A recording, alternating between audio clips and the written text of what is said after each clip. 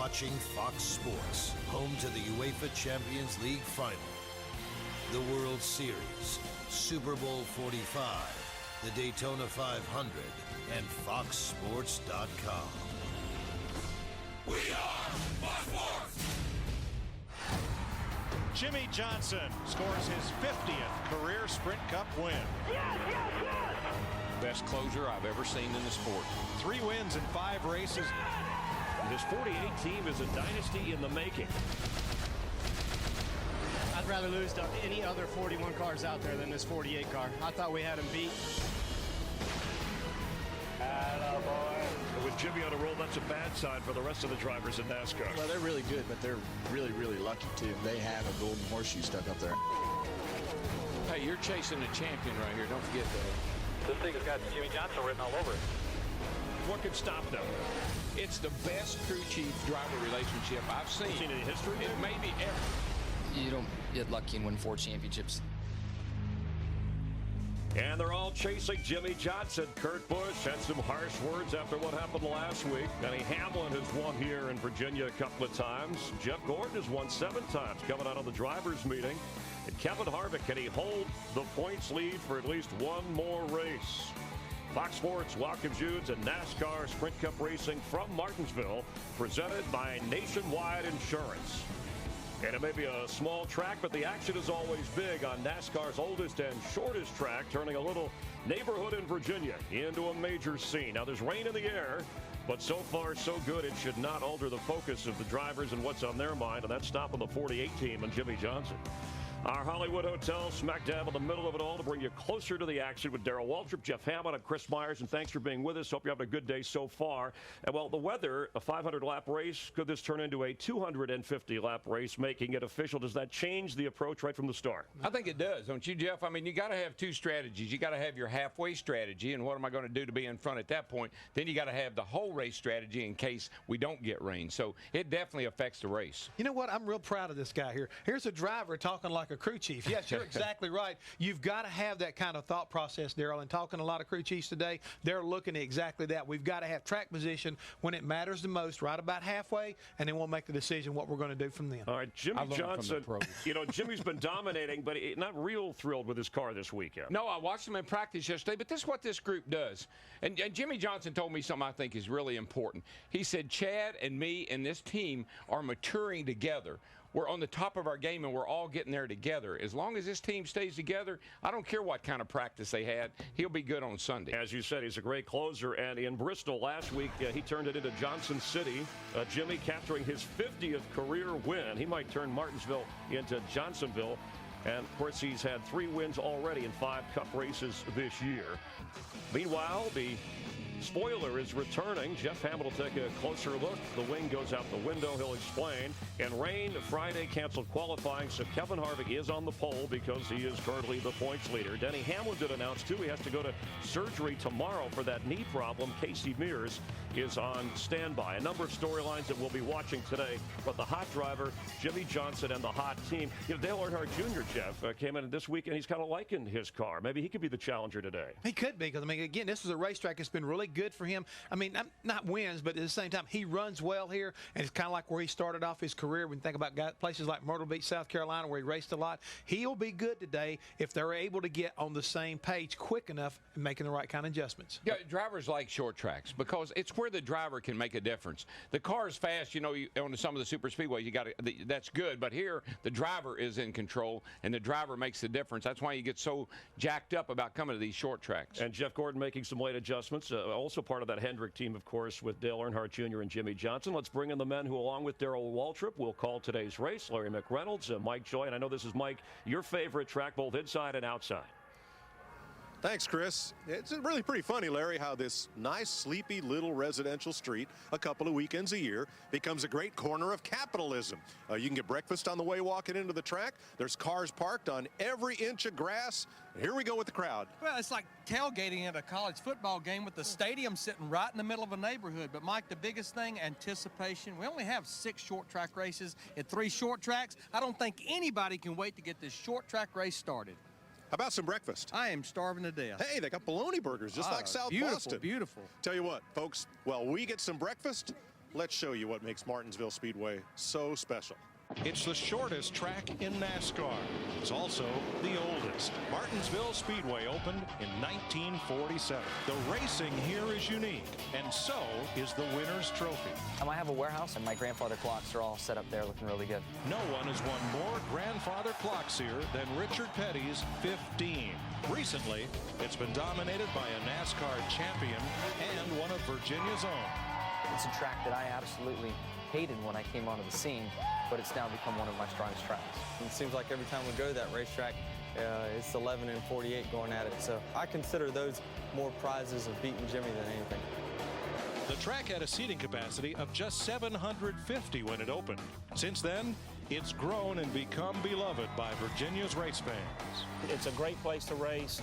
We have a lot of great fans in the Commonwealth. Martinsville is always sold out. I mean, I started going down when I was 3 and 4 years old. Martinsville is such a cool little town. I think what makes it special is the environment that when we come, it pumps the city up. Oh, and it also has a nice little mid-race snack. I think the good thing about them is that you can buy them like 2 or 3 at a time, and the way they're built, they're pretty easy to hold. You can hold a bunch of them at one time. The track, the trophy, the food, and the community have made Martinsville a NASCAR tradition. I used to pay money, buy tickets to come watch these guys race for 500 laps, and then here I am being able to do the same thing. So a great feeling for us to be able to do that. Mike, that's why all these fans will even brave weather like this to see a great short track race at Martinsville. It's the atmosphere, it's the history, it's the contact. It's fun. Yes, it is. How's your breakfast? It's delicious. Well, we got a race to do, and hopefully the weather's going to let us get it in. So let's get on up to the booth. And Chris, Jeff, back to you. They already forgot about Daryl? Your third guy in the booth? That's your buddies right there, friend. What are you, a chopped hot dog? No, bologna burgers for those two. Hey, what did you 11 times you won here. What do you do with all your grandfather clocks? I've spread them around, one here, one there. You got one? I got one. Give everybody one. No excuse to be late then, right? You're always on time. All right. The cuckoo bird. But you were talking about, it was nice to see both Mike and Larry out in the neighborhood, how the neighborhood is the race. It feels that way. Well, it's like going down to the local park. You turn off the highway out here. You come down in this little sleepy road. There's houses everywhere. It's like going down to the park and going to the playground. Except this ain't no playground. Yeah, that's right. We'll get more into that. We're going to check on the weather. This half-mile track, the tightest pit road we'll see all year. And to cover it for us, the best pit people in the business. Let's begin with Chris Devona. Hi, Krista. Thanks, Chris. Kevin Harvick is going to send Mother Nature a thank you card. How important is the gift he inherited? I'll ask him. Martinsville has one of the most sought-after trophies, a grandfather clock. Jimmy Johnson has 6. We'll talk to him about his chances for a 7th. Dale Earnhardt Jr. battled to a top 10 finish at Bristol and is now in the top 10 of points, but there were some tense exchanges between driver and crew chief. Is everything copacetic in the 88 camp? We'll ask the pit boss. Many people thought Denny Hamlin would be this year's driving champion, but tomorrow, unexpected surgery. I'll ask him about it. All right, thanks, Dick. Nice hat. Here's what's ahead on the show. Around the turn, you might have heard that the rear wing is being kicked to the curb. The spoiler is back, and our Jeff Hama will tell you everything you need to know about it and why he's so excited. And he started off washing car parts. Today he's one of the most well-known owners in all of motorsports. We'll get up close with Roger Penske Jr. and Kurt Busch. Dark day in Bristol. They lit things up, though, in Thunder Valley. We'll find out about their heated comments and what they have to say. Plus, Carl Edwards trying for a quick getaway with a slice of PZ, and a Martinsville hot dog will contribute on Gas and Go. This is Fox NASCAR Sunday.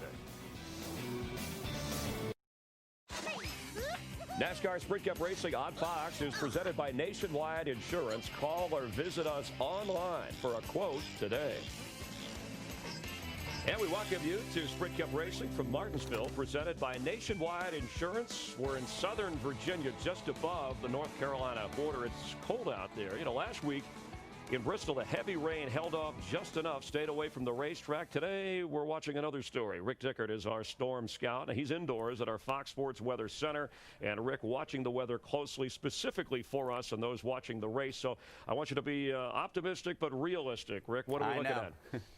It doesn't look too good. We're watching this area of low pressure. It's to the west. It's gradually pushing towards the Martinsville area. And we're seeing some showers just west and southwest of the track. There's a chance of showers at green flag time. Temperatures cool, as we said, upper 50s and lower 50s. It's going to be a cloudy and humid day as well. Heavier rain later on. As the afternoon progresses, the rain chance will increase by about 3 o'clock. We could see about a quarter to a third of an inch of rain, and there's even a flash flood watch in effect because of the heavy rain and even possible thunderstorms by 5 o'clock. So the faster the race, Chris, the better chance we have of seeing 250 laps. And I will watch the radar, and if we do have some delays, you guys can come back to me and I'll show you that radar. Well, last week you were all over it, and don't take this the wrong way. We hope we don't see you again today, Rick, okay? I know, me too.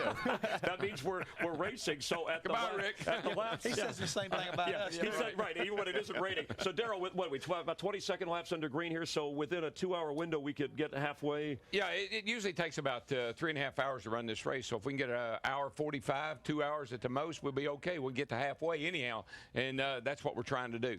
And, Chris, the big thing about it is, as far as the crew chief's concerned, and even the drivers, it is so frustrating to start a day out knowing that you're not only racing the competition, but now you got to race Mother Nature, and whether you're going to get this thing in, you don't know how hard to run your car as a driver or how hard to let your crew chief to let your driver run the car. That's a big, big problem. Yeah, well, pit strategy, the other thing. You know, if you're sitting here right on the edge of rain, you say, I'm going to pit, and you end up 31st.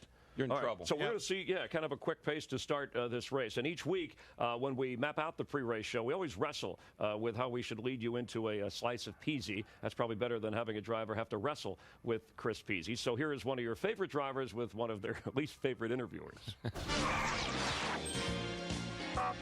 Welcome to another edition of A Slice of Peasy. This time we have the amazing Carl Edwards, my pick to win this year's Sprint Cup. I just want you to know that, all right? Thank you very much. He's also known as Hot Carl to the ladies. Hot Carl. Thank you. I appreciate that. Hot Carl. Are you hungry? I could eat. Yeah. What do you? Pizza? Oh boy. I'm good. I'm fine. You sure it's delicious? I really appreciate it. It's I'm good. Yeah. You know, I'll break it in for you. All right. All right. Oh, yeah. I'll put it right there. We're good. Is John Edwards your father too? What channel is this on? Fox. Okay. No, don't. If it was on another channel, you'd say yes. I was just wondering. Okay. All right. Do you worry that appearing bare-chested on, magazines all over the place has hurt your chance to get a T-shirt company sponsorship? That's a good question. I hadn't thought of that. I'm maybe. You do backflips when you get out of the car after a win. Well, to celebrate interview ever on Slice of Peasy with you, Carl, I want to do a backflip. You think I can do it? Let's what see do you think? Let's see. No, wait. You probably should. No, you should. No, sit down. Sit down. Hey, have the peasy. Have the peasy. Just sit down. That's a good way to celebrate right there. That should be fun. All right. We'll be back after this. Finally, I like it. I like it. It's a home run. Control. He hit one out of the park. All right. You can see more on Cubed at foxsports.com. A Life of Queasy or something like that. Coming up, we'll reveal the names of the drivers who will be the top 4 seeds in the head-to-head contest on DirecTV. And we'll also talk with Kurt Busch in just a bit. Race 6 of 36 for the Sprint Cup Championship. This is the points total. Kevin Harvick leads. And look at that, Matt Kenseth just by 1.7 of the current top 12 drop. Guys who missed the chase last year. Carl Edwards just out of the top 12. Mark Martin dropped out of the top 12 after being caught up in a wreck at Bristol. Look down from there. Casey Kane, Juan Pablo Montoya, Darrell Jeff, guys that were part of the chase last year. Those guys are in trouble. We're 5th race of the year. They're behind, and they're way behind. They got a lot of work to do. You know what? They're not listening to your statistics. You go talk to Juan Pablo Montoya and Brian Patty. They believe they can fight their way back up in there, and they got a lot of work to do along with Mark Martin, but it can be done. Because they're behind, they got to change the way they race. Right. Yeah. They got to quit trying to win and just finish. Yeah, Montoya, you said this kind of a road course here, at least. I mean, this might be a track he can make up some ground, right? Yeah. I mean, Here, the driver has so much to do with getting the car in the corner, how you work those brakes, get it in there, and get her settled down. So the driver gets it in, the crew chief gets it off. All right, great racing contest called DirecTV NASCAR Head-to-Head Knockout. We've been talking about it. The contest starts in Texas coming up next month. We're about to announce the #1 seeds right here. It's a great contest, Chris. When you get folks, you get a chance to pick the winner, the driver versus driver matchups, and the winning driver they advance to the next round. And the championship will be decided down in Darlington with the fastest four showdown, baby. I like that. Like us. Yeah. That's good. Yeah, fast. The perfect bracket for a fan, you get $1 million.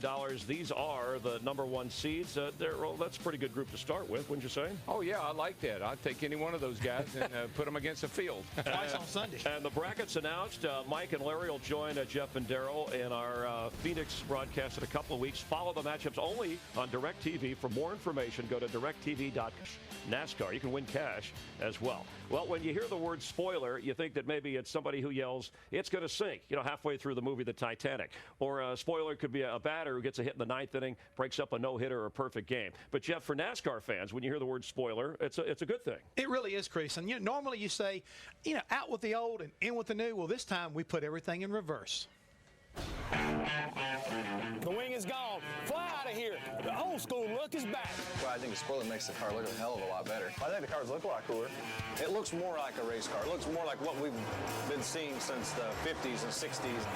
NASCAR, along with the teams, tried to make it as simple as possible. Just unbolt the wing and bolt on this rear spoiler. Now, to complete this package, they added 4 inches to the rear quarter panel, and they brought back the shark fin, which we saw at Daytona.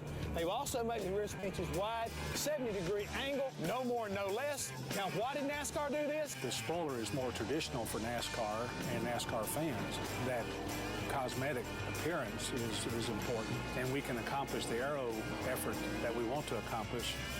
Why would we not just put the spoiler back on? NASCAR requires the teams to purchase the rear spoilers from Richardson Racing Products, which come with his logo and a serial number, which NASCAR assigns to each team.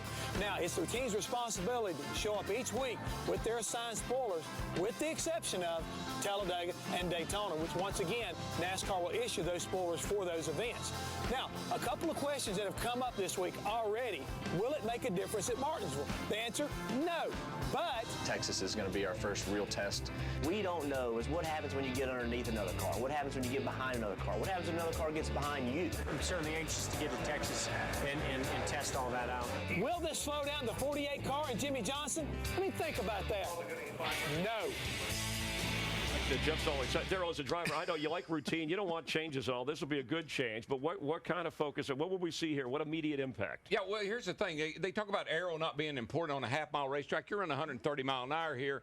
I know teams that have taken cars to wind tunnel after a Martinsville race to show the driver how important aero is when you beat those fenders in and if you took that spoiler off. We just get tired of you tearing up the race car, but it's not going to make any difference here. It's all about mechanical forward bite and things like that today. It's not about aerodynamics. Are there certain drivers or teams that will adapt to this quicker than others? Absolutely. I mean, there are guys, let's face it, the 48 team, Hendrick Motorsports, they're way ahead of the curve right now. NASCAR did all the work for them. They put it back with the spoiler and the shark fin and everything else. It's basically back like it was, so it's not going to change anything. Yeah, I mean, Jimmy Johnson. But it does look much better. Yeah.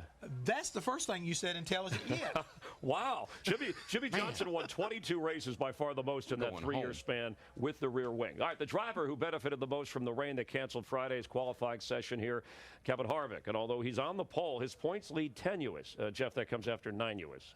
It's tenuous because he has never in his entire career finished in the top 5 at this track. Harvick, though, likes his chances today, right, Chris Devoda? Yeah, that's true, but he's also never started on the front row here at Martinsville. Track position, pit selection, they are so key. I know this place isn't easy, Kevin, but how much easier does that pit stall make your job today?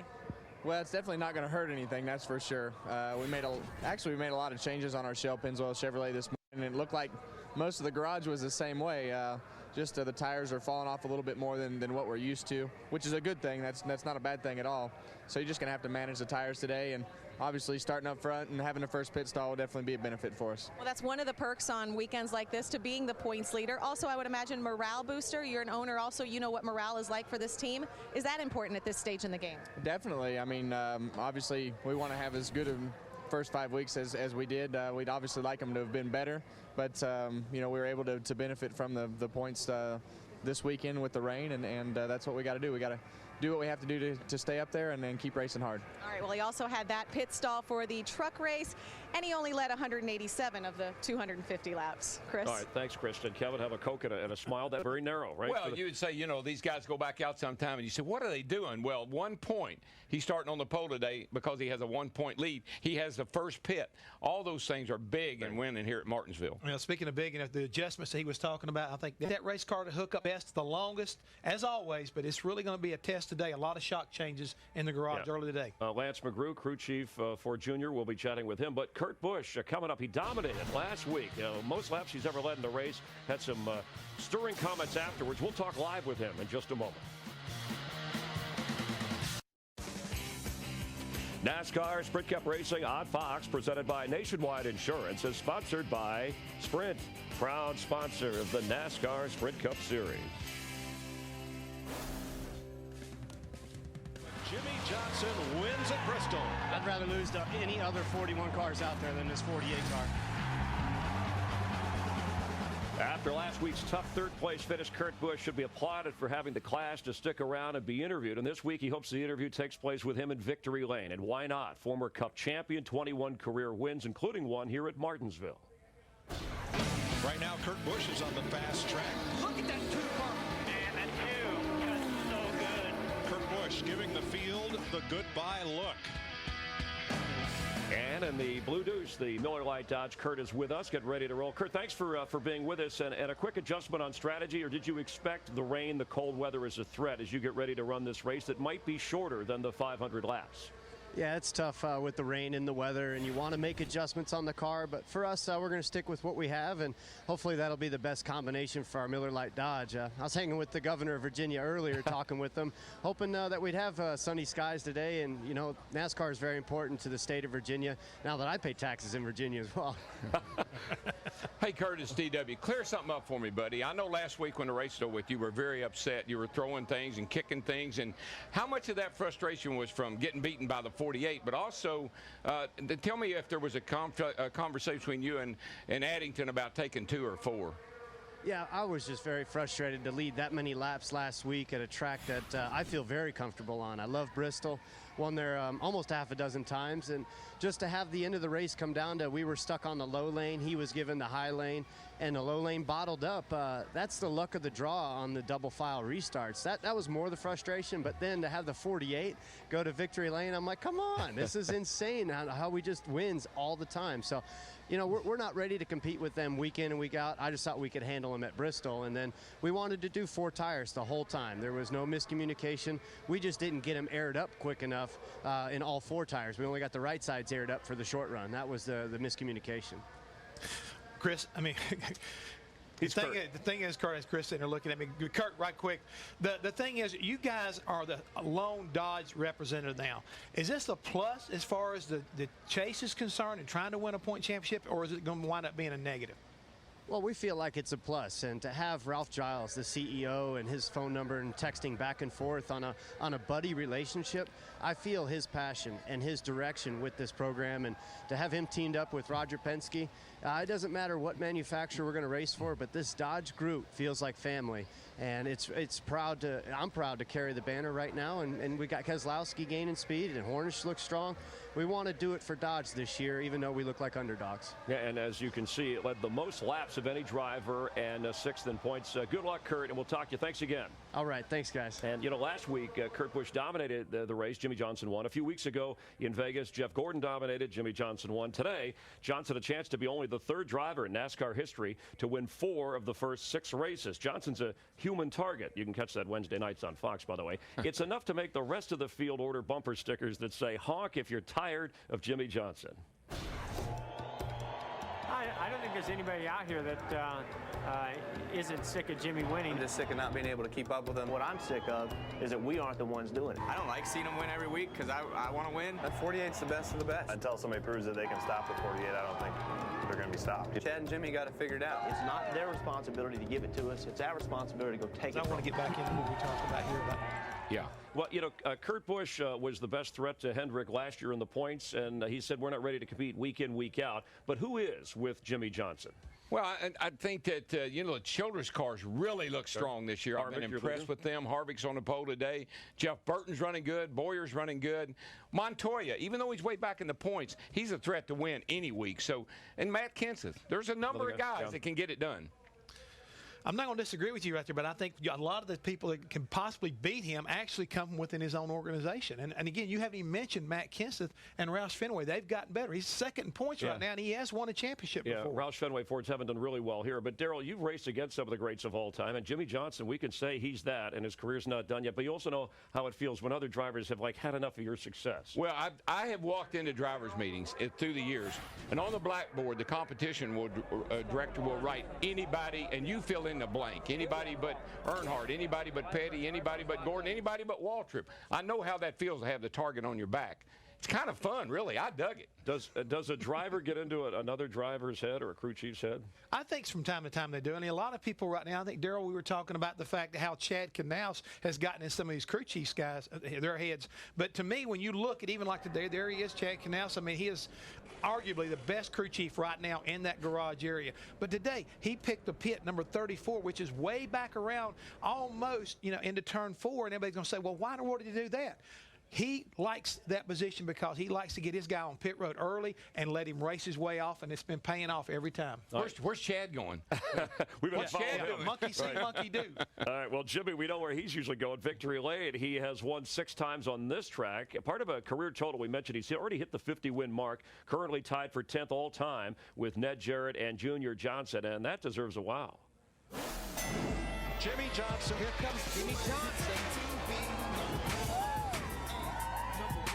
Jimmie Johnson scores his 50th career Sprint Cup win.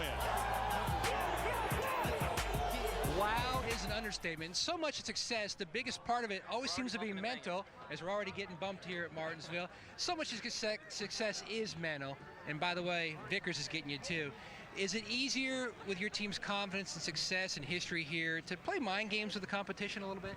I guess it can happen, and it's not something that we set out to do, and I've tried it in the past, and I tried it with one of the best, which is Tony, and it didn't work in 2005, so I've given up on that, but we seem to have that working for us right now, and if it is, great, we'll take it, but it's not something we're consciously working on.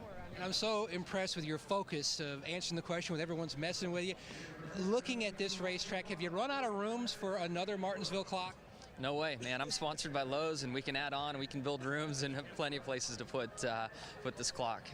So we're excited. We've been learning a little bit with the new car here. Yesterday didn't go exactly how we wanted, but last night I think we hit on some things, and we've got a long race. Hopefully we go the full distance today, Monday, or Tuesday, and we should be good if we go the full distance. And they start the day 3rd in the championship standings. Chris? Thanks, Matt. Jimmy's like us. It's hard not to like him, no matter how successful he is, as the drivers are getting ready to deal with the weather. Hey, Judd White, we might have him book us a music act for later. And we'll chat with Roger Penske. We're live in Martinsville, Virginia. It's NASCAR on Fox. Glad you're with us for Fox NASCAR Sunday in Martinsville, Virginia. It's a little chilly out. Drivers are getting ready to roll. Some rain in the forecast for later in the day. Matt Kenseth could get the points lead. Just behind Harvick. Casey Kane's been up and down for him so far this year. And the scene Monday, Darrell Waltrip's famous number 11 Mountain Dew car enshrined already in NASCAR's new Hall of Fame. Darrell won 2 of his 3 championships in that car, 24 races, of course 84 victories overall, and the nickname Jaws. That car, of course, for talking about racing, congratulations to you. Part of 18 cars featured in the Hall's Glory Road. Yeah, that's Glory Road, and there's going to be 18 cars up there. It's really fantastic. The Hall of Fame is the coolest thing I've ever seen. I mean, all the displays, interactive stuff, fans are going to love that place, I'm telling you. And Chris, the other thing you don't want to forget about 50 days, 50 really unique items are going to go in each and every day, just like the 11 car until the grand opening. The car is in. Darrell will be in at some point, the inaugural class, and the Hall of Fame opens May 11th, and then the induction ceremony May 23rd, just days after the All-Star race. You'll see that on Speed, but these are named certainly cornerstones in the great sport of NASCAR, and it will be a great destination for fans to check in Charlotte, North Carolina. Check it out at NASCAR's Hall of Fame. Forbes magazine, they had a recent list they put out of drivers' earnings, making up their salary, endorsement winnings altogether. Dale Earnhardt Jr. topping the list at $30 million made last year. Jeff Gordon second, Jimmy Johnson third. So no surprise that Hendrick Motorsports heads the Forbes race team list, a current value of $350 million. As for Penske Racing, that lone Dodge group valued at $110 million. How about those drivers? $30 million in a year, $20 million in a year? Oh, really? I thought I was going to say I could be on that list. Yeah, but that would be for your entire career. And even then, you're a few million short. But that's okay. You had great owners along the way. Roger Penske, speaking of owners, has been a success in just about everything he's had a hand in. Car ownership, dealership, truck leasing. Actually helped bring a Super Bowl to the city of Detroit. Once a top driver himself as an owner, Penske's racked up impressive victories in a variety of series, more than 20 championships, along with 15 Indy 500 wins. Now in his 70s, he hopes that this is the year he scales that NASCAR mountain he's yet to climb. When you hear names of guys in NASCAR, Joe Gibbs, Rick Hendrick, Richard Childress, where's Roger Penske in that? Well, I guess I'm at the bottom of that list, but why would you be at the bottom? Well, I think that they've had more success in NASCAR. We've won, I think, 65 races. Rick is focused on NASCAR, so is Gibbs. Obviously, Childress has, and I think that at this particular time, you're going to see us challenging, hopefully, these big guys. You were a driver of the year back in the 60s, so a long time ago. But what do you look for in a driver? What's the one thing he must have to be a part of Penske Racing? Well, I can tell you, my dad told me a long time ago, you don't want to be kicking someone in the butt. You want to be grabbing them, by the belt. And I want drivers that are obviously aggressive. I want them to be confident, I want them to be fair, and I want them to have high integrity. And Kurt Busch has had a lot of success with you, but he's also showed a feisty side where you've had to, and we've seen reel him in a little. I think we've got an issue on this 2-car right now. He has expressed himself very, very effectively to Roger Penske, and he is really unhappy about it. Not the car owner. You listen to me, okay? Tell me right now if you don't want to drive it. I tell you, he's one of the very best drivers every single weekend. We just got to give him the right car. When we do, he wins. And think about it last year. Other than Hendricks, we were the next car in line in the championship, and it was because of Kurt Busch. Different, maybe a personality than Brad Keselowski or a Sam Hornish. But again, all these drivers are different. Recently, the Brad Keselowski incident. Right. What was your reaction? I put it behind me. Brad's put it behind him. And the drivers talked it out. And I said, guys, look, we're going to race 60 times this year, side by side. We're maybe not racing 2 inches apart. Maybe we got to race a foot apart. But there's been a lot of drivers that have been aggressive. And I think Brad is feeling his way. And I'm not sure he's any different than anybody else. So he's my driver. He's on our team, and I respect him and support him. Growing up, you always said you had a thing for cars. Well, I love cars, and as a kid, instead of going to dancing school, I guess I was working in the wash tubs, cleaning parts at home, and I was very fortunate to have a dad that stood by me the whole time. He said, Roger, if you want something, he said, if it's $20, you earn 10, I'll give you the other 10. So there was always that goal out there. And how many races do you get to go to a year? And do you bounce from one series to the next? I don't want to say it. My wife might be listening, right? No, I try to hit probably 30 races a year. It's my golf game. It's my fishing trip, I guess, during the season. And would a NASCAR Sprint Cup Championship have you hinting at maybe retiring or easing up a little? I don't think I'd stop, but I tell you, it's certainly up there as one of my goals. Team Penske, of course, Busch, Keselowski, Sam Hornish Jr., and he does have, the Daytona 500 win, but Darrell, Jeff, that getting a championship in NASCAR, that's more than just a goal. That's top of his list. Yeah, one thing I noticed when he was talking about what you look for in drivers, he was describing himself. Exactly right. I mean, he wants his drivers to be like him. He wants them to be aggressive, and he wants them to have integrity, and he wants them to play fair. That's Roger Penske. A lot of class right there, and you got to understand something, Chris. It's a lot like drivers wanting to win a Daytona 500. He's already won the 500. Now the next thing on his list is a championship, and that will put him, I think, in that caliber of owners that he wants to be so bad with Roush and with Hendrick and with Richard Childress for the guys who won championships. He is that'll complete him. A captain and a gentleman. All right, Denny Hamlin started out this season on a tear. Unfortunately, it was his ACL. He tore it playing basketball in January. Initially, hoped to wait till after the season to repair the injury, but yesterday he made it clear again he was going to have surgery the upcoming week as soon as tomorrow. Currently, he's 19th in the point standings. A native of Virginia, Hamlin's won 2 of the last 4 races here in Martinsville. Chesterfield, Virginia's Denny Hamlin. He likes to go fast. 11 cars definitely be a factor. He'll be like Superman. Home, sweet home. Well, Denny, the left knee. This is Martinsville 1,000 times with that left foot on the brake. You going to be okay this afternoon? I think so. Really, Bristol wasn't an issue until, afterwards, a day or so afterwards. But we had a brake issue there, and, I had to use the pedal more than I usually do. Here, actually, I think that's why I'm good here is I don't use brakes. So, hopefully we won't have any issues today. I really hope to get it in today so I can go ahead and get this thing over with tomorrow. And if I can't, I got to wait till Wednesday. Project the rest of the year for us. Will you be okay as we get close to chase time?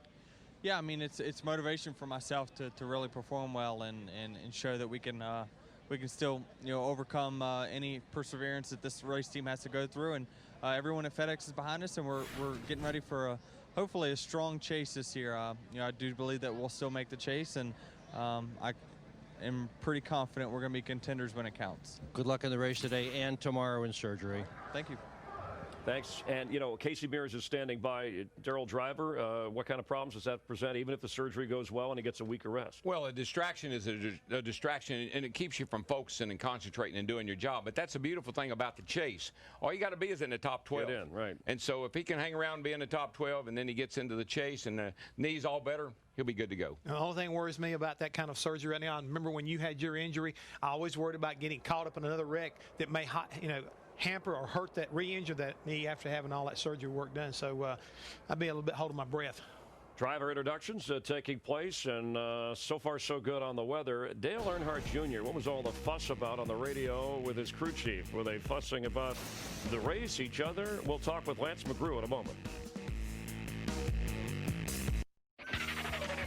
NASCAR Sprint Cup Racing, presented by Nationwide Insurance, is sponsored by AMP Energy. Go to ampupthe88.com this Wednesday, March 31st, to chat live with a member of the Hendrick Motorsports team. And by GoDaddy.com. GoDaddy.com, where the web is your domain. Hope you have a good Sunday, and thanks for being with us. Our aerial coverage brought to you by DirecTV. Learn how to win $1 million. Go to directv.com/NASCAR. Martinsville, Virginia, and getting ready for the race, hoping the weather will cooperate. Last week, after a pit road speeding penalty, Dale Earnhardt Jr. had to rally and did a nice job finishing in the top 10. And when your last name is Earnhardt, everything is magnified. It's a big deal. That includes even things like an exchange over the radio with crew chief Lance McGrew. Pushing like a truck. Don't lay down on me, bud. Keep digging. Get on the wheel. I can't lay down. Can't lay down here. Just don't turn. I don't ever lay down. Don't holler at me about that over the radio anyway for the whole world to hear about it. You have a habit of when something happens in the back, you lose sight of the big picture. Our big picture is to get as best finish we can here today. All right, well, and Junior politely said, I'd really rather not come on and talk about this. I want to focus on the race, as he's there with Matt Kenseth. I mean, that communication we know is key. Darrell, I would like it if everybody listened in on things that we talked about before we go on the air. Ooh, that would be bad. Especially There'd here, be a lot of beep. Yeah, a lot of beep, but that's part of the deal with Scan. You listen in, and obviously Junior was aware of the communication, but your emotions run hot when you're trying to win a race. Hey, listen, some drivers have got buttons you just don't want to push. Hammond's pushed mine a couple of times. Yeah, As a matter of fact, my wife told Hammond after a race one time, if you don't go down there and kick his butt, I'm going to. Stevie said That's that? how bad we got. And I bet you got down there. The best thing about it, I calmed the redhead down before she went down there to him.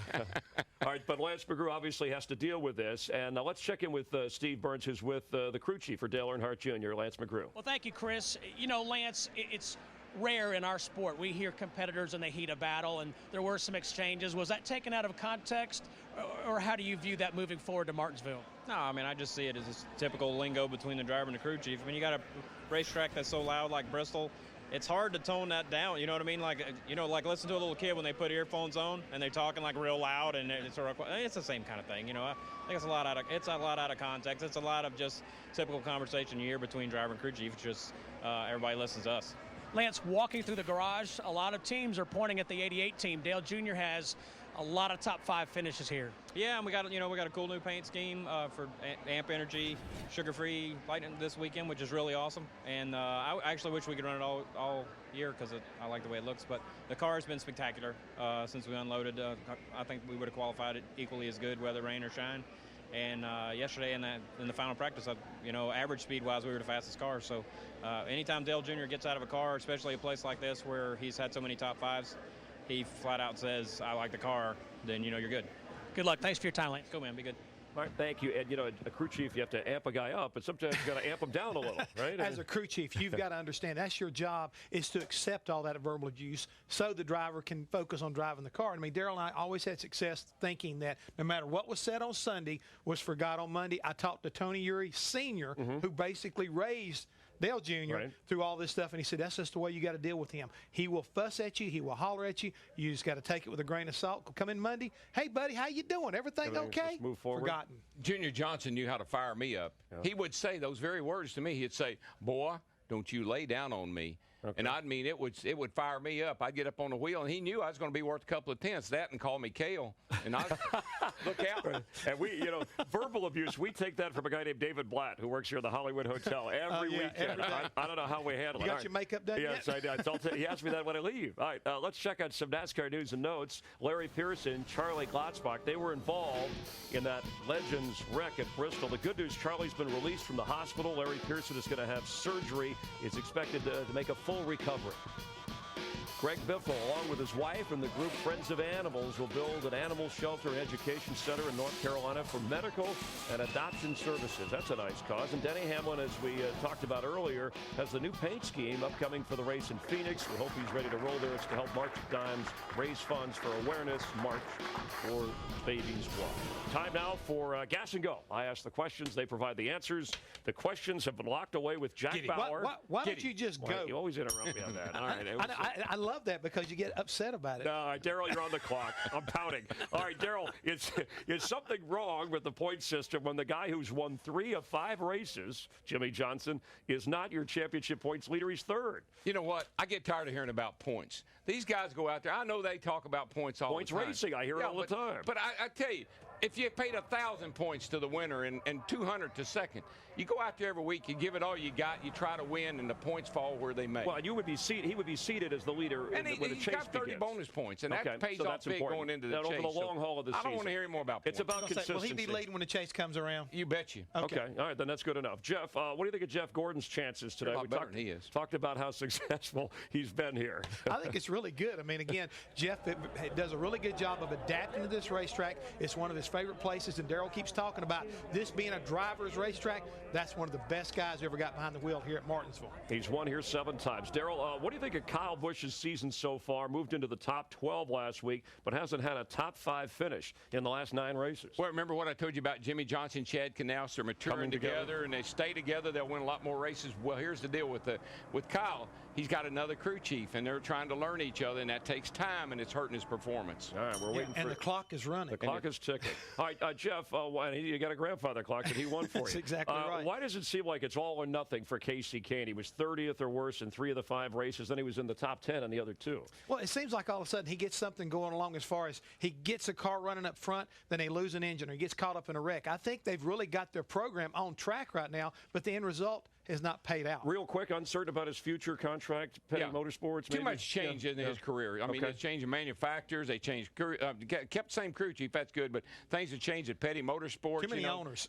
Too many things changing for him. A lot happening. Daryl, will this place become Mark Martinsville for maybe the 3rd time? He's had success here. Where's he running? Does he don't like his car today? He'll get a top 5. Okay, good enough. All right, quick good answer. Run, top 5. All right, Jeff. Jeff, what upcoming track gives Juan Pablo Montoya his best chance for a win on an oval? We've already talked about him here today. I like him here today, and again next week even in Phoenix. I mean, these places you got to be finesseful. I think he has that kind of ability, and I like Brian Patty, especially at Phoenix. I think he does a good job of setting the car up. 1.5 miles. That's where he'll win. All right, Daryl. Which is tougher, 500 laps at Bristol or Martinsville? I'll take Bristol. Bristol's much more. You got more side force at Bristol. Got that banking. More finesse here with brakes. And this is a small world, but Bristol's a little faster and a little harder. From a crew chief standpoint, which is tougher? You agree? Bristol more than here? Bristol's harder on the cars, but one thing is here, if you keep them drivers off the brakes, it works pretty good. Them guys say, we want to wear my brakes out. Got to slow down, baby. Right quick, I want to say something. Yeah, what's that? Did you realize today is Chris Myers' birthday? You guys do this every year. Listen to me. Listen, I know I've got a special gift for you. A special gift? Gift. Oh, a gift. You know, because I know I want to make you laugh. Okay. And I know it's one of your favorite things. What's that? I got to sit in right here. We're going to roll tape.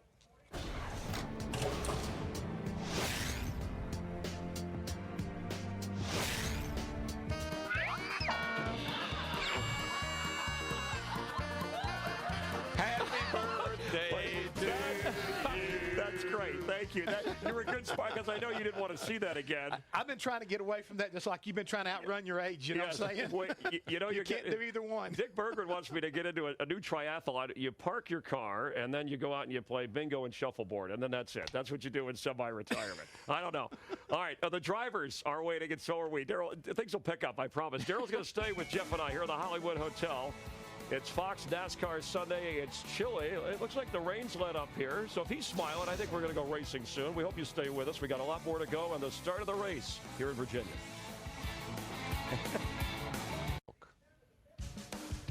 This is Sprint Cup Racing from Martinsville, presented by Nationwide Insurance. Virginia drivers in this race, guys like Jeff Burton. We talked about Denny Hamlin and Elliott Sadler. Red Byron won the first race held back here in 1949. Dick Berggren was there. No, I'm kidding. I like he was changing tires. I like that. Let me get one. I haven't done a good Dick Berggren. You know, he's so old, but I saw walking around his cell phone. He doesn't have Bluetooth. He has Sabertooth on his. Hey, I kid because I care, Dick. All right, so we're getting word here that it looks like we're going to start the race. We're just not going to start it on time, so we have a few extra moments. Yeah, they've got the dryers out there. And they're going to have to, you know, the guys are standing around with umbrellas. That's not a good sign. No. But Jeff just stepped out like a good crew chief does. Just he just went out weather. by his spit box. Look at there, Carl Edwards. He doesn't have an umbrella. Jeff stepped out, like always, stuck his finger in the air and said, "Oh, it's not raining." And predicted what was going to happen. So, obviously, Daryl, you said at the top of the show, this is the kind of race where, and I heard, I think it was Tony Stewart say a while ago, hey, it's too early to be racing this way, but on a race like this where you know the rain is in the area, you have to probably start out and think of 250. Yeah, you'll take a lot more chances. You know, it's only going to be 250 laps. You'll put the nose in there a little quicker than you would if it was a 500-lap race. So it picks up the intensity. Shorter race, more intensity. You know, we always talk about give and take. Right now, take, then give. Okay, so be out in front and find you got it. And we have Rick Dickert is standing by at the Fox Storm Scout Weather Center just for further updates. But let's proceed ahead as we hope to get this race underway shortly. A winding road of memories, and let's head trackside. Ladies and gentlemen, please rise and remove your hats as the Magna Vista High School Junior ROTC presents our nation's colors. Remain standing as Dr. Roger Marsh, Executive Director of the National Fellowship of Raceway Ministries, offers today's invocation. Please pray with me. Heavenly Father, as we gather here at the Martinsville Speedway for NASCAR Sprint Cup Series racing, we thank you for the opportunity to assemble in freedom. And Father, we pray for those who defend our freedoms around the world. We ask you, Lord, to give them safety and success in all that they do. Thank you for the excitement of NASCAR racing and for all the people who are involved in producing and sustaining it. And we ask you now, Lord, to watch over all the drivers and teams as they compete in today's event. In Jesus' name I pray it. Amen. Here to perform our national anthem, please welcome the Virginia Military Institute Glee Club.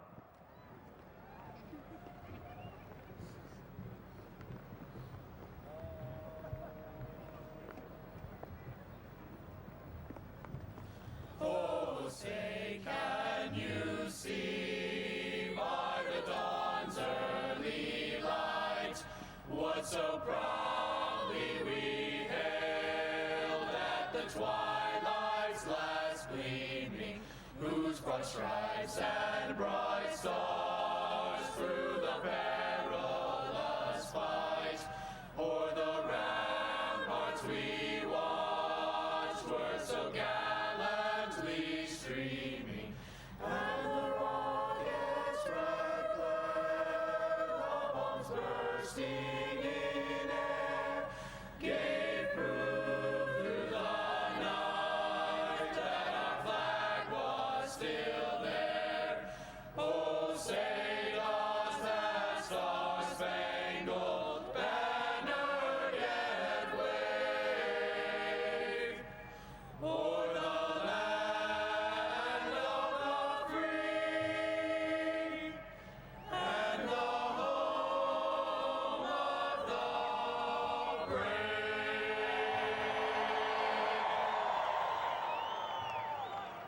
heartwarming down-home rendition of our national anthem, and we'll find out if Jimmy Johnson can win for the 4th time in 6 races. The crews are ready. Will Harvick win from the pole? Is Dale Earnhardt Jr. ready to win? He likes his car today. Will he like it at the end of the day? This is Fox NASCAR Sunday.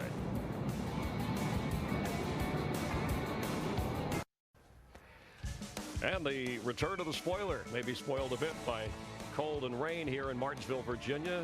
We will try and get the race in, delayed just a bit. Glad you're watching NASCAR on Fox. Darrell Waltrip, Chris Myers, Jeff Hammond, Mike and Larry up in the booth, and our team of pit reporters standing by, getting ready for the race. As ready for the race. Crew chief does. Your Verizon checklist, things we'll pay close attention to. Yeah, and this is one of those times I can get Darrell to help me with it a little bit. Think about it like this here. Brakes, of course, DW. You got to take care of those brakes. Stay off them at all possible. But something you were really good at, throttle control. When you got 850 horsepower at the wheel, when you start stomping on it, all you're going to do is spin those back tires.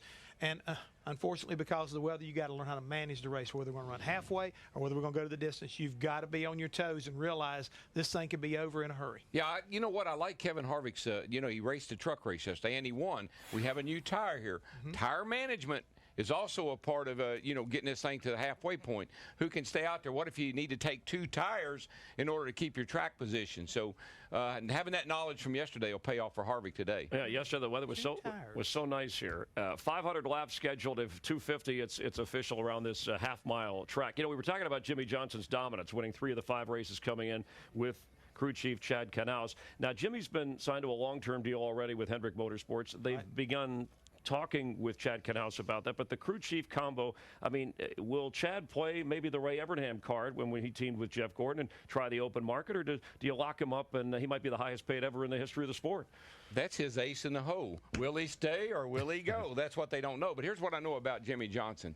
He might be GQ through the week, but he's GO on Sunday, and that's the other ace. He better hope that Chad Knaus doesn't GO.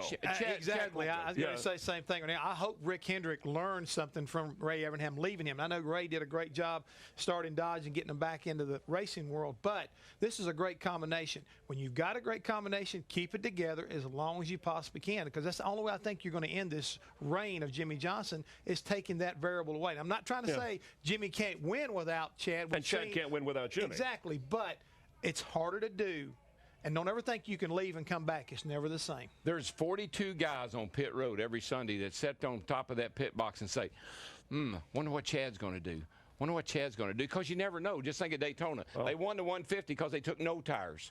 They go to Vegas, they took 4 tires and won. You wonder if Rick Hendrick is saying, I wonder what Chad's going to do. I better lock him up. because Even remember, Rick Hendrick wonders what Chad's going to do. And Ray Evernham with Jeff Gordon, they won 3 championships, right? And then there was one, Jeff won 1 with Loomis after. Robbie Loomis, yes. So you're just not as successful once that chemistry is built. And let's go up to the booth. Mike and Larry are standing by. And Larry, I'll start with you on that. I know you spent some time chatting with Chad Knaus. He's focused on winning races, but this is probably something he'd like to get decided one way or the other. Well, it could be a distraction. There's no question. Anytime you have anything like that going on internally, whether it's a driver, whether it's a crew chief, maybe it's a sponsorship, it absolutely is a distraction. I spent a lot of time with Chad Knaus. I talked to Chad Knaus a lot, and certainly like anybody in that garage area, it's about making a living, making as much money as you can. But I do know this, Chad Knaus thrives on one thing, and that's winning races and winning championship, and that he obviously does a very good job at. But let's face it, there's no better deal in town. Where could Chad go and have the resources, the experience, the commitment,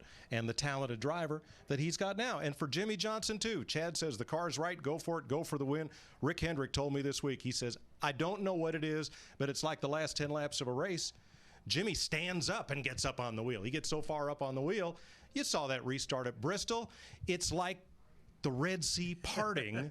Here comes Jimmy right through the hole. It all closes up on Kurt Busch, but part of what made that happen was the call that Chad made, and I think more than anything, Larry, the trust they have in each other. Well, yeah, and Darrell brought it up. You know, we listen to a lot of radio transmission from crew chiefs, spotters to the drivers. And when that caution comes out with 20 to go, you can listen to drivers say, what do you think we want to do? You can hear crew chiefs say, well, what do you want to do? Do you think you can hold them off with 2? When Chad Knaus makes a call, he says 4 tires. He says 2 tires. He says stay out. He says it without any question and with full confidence. And I think when he does that, that makes Jimmy Johnson believe in what he's saying. Absolutely, and you see their success rate, whether they dominate the race or not.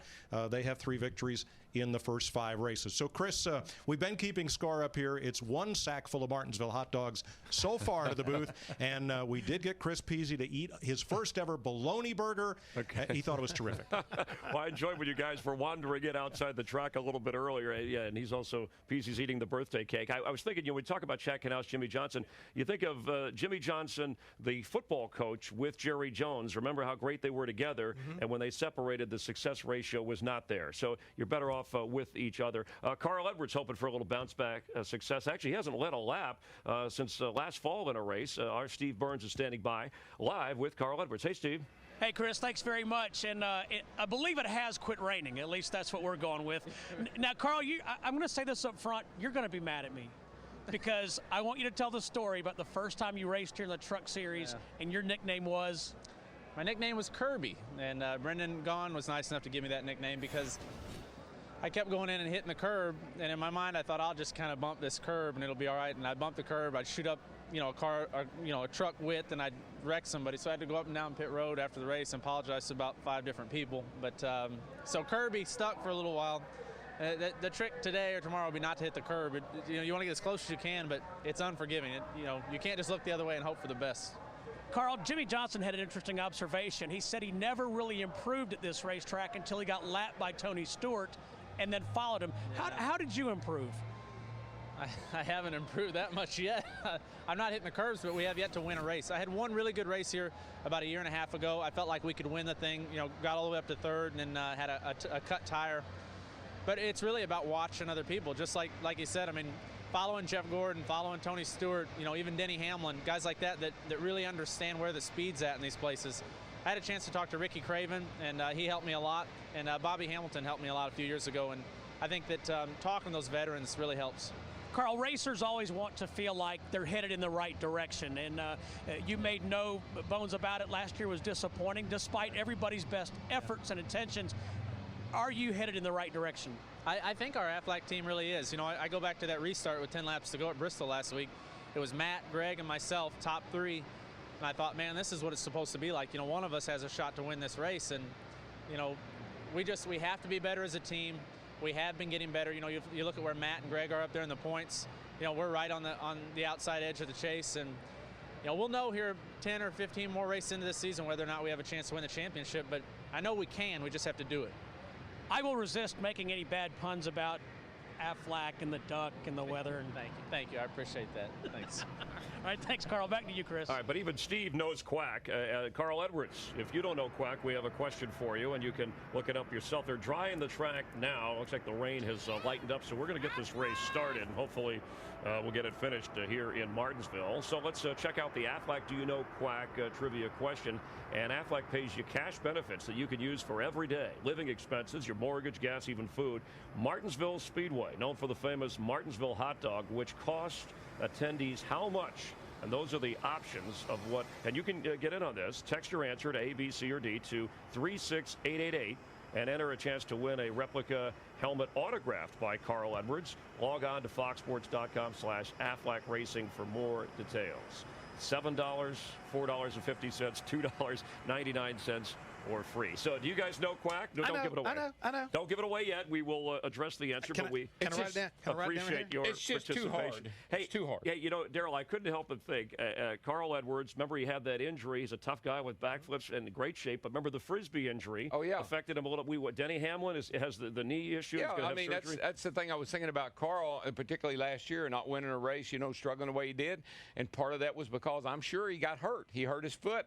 Drivers are notorious. I know, I've been one. Yeah. They won't tell you that they're hurt, and they won't tell you it's a distraction because they did it to themselves. Just like Denny Hamlin. He's going to have to fess up here and say, look, got to get my knee fixed because it hurts when I race. We showed earlier, I mean, when you're paying guys $30 million, $20 million, I know in other sports, baseball players, they have items written in their contract, Jeff, where you can't go out and play hoops on the side or flip on cars or that type of thing, parachute, things that you do, chasing cattle. Nobody cares about me getting hurt. If you get hurt. But are there things like provisions like that in contracts for NASCAR drivers? Absolutely. There are. But a lot of times, the owners like to keep the drivers happy. Let's face it. If they're out there doing something they enjoy, whether it's racing on Saturday in the truck race or whether it's a nationwide series or, whatever makes you kind of like get excited and relaxed, they're okay with it. But when you have a situation like Denny Hamlin's, Obviously, everybody says, "Oh no, you can't do anything," but you can't keep these guys. That's right, well, Darrell. Especially guys of this sport. I mean, the risk reward. That's what we like about NASCAR. You guys are thrill seekers at great speeds. You're going to do the crazy things within limits. He never did.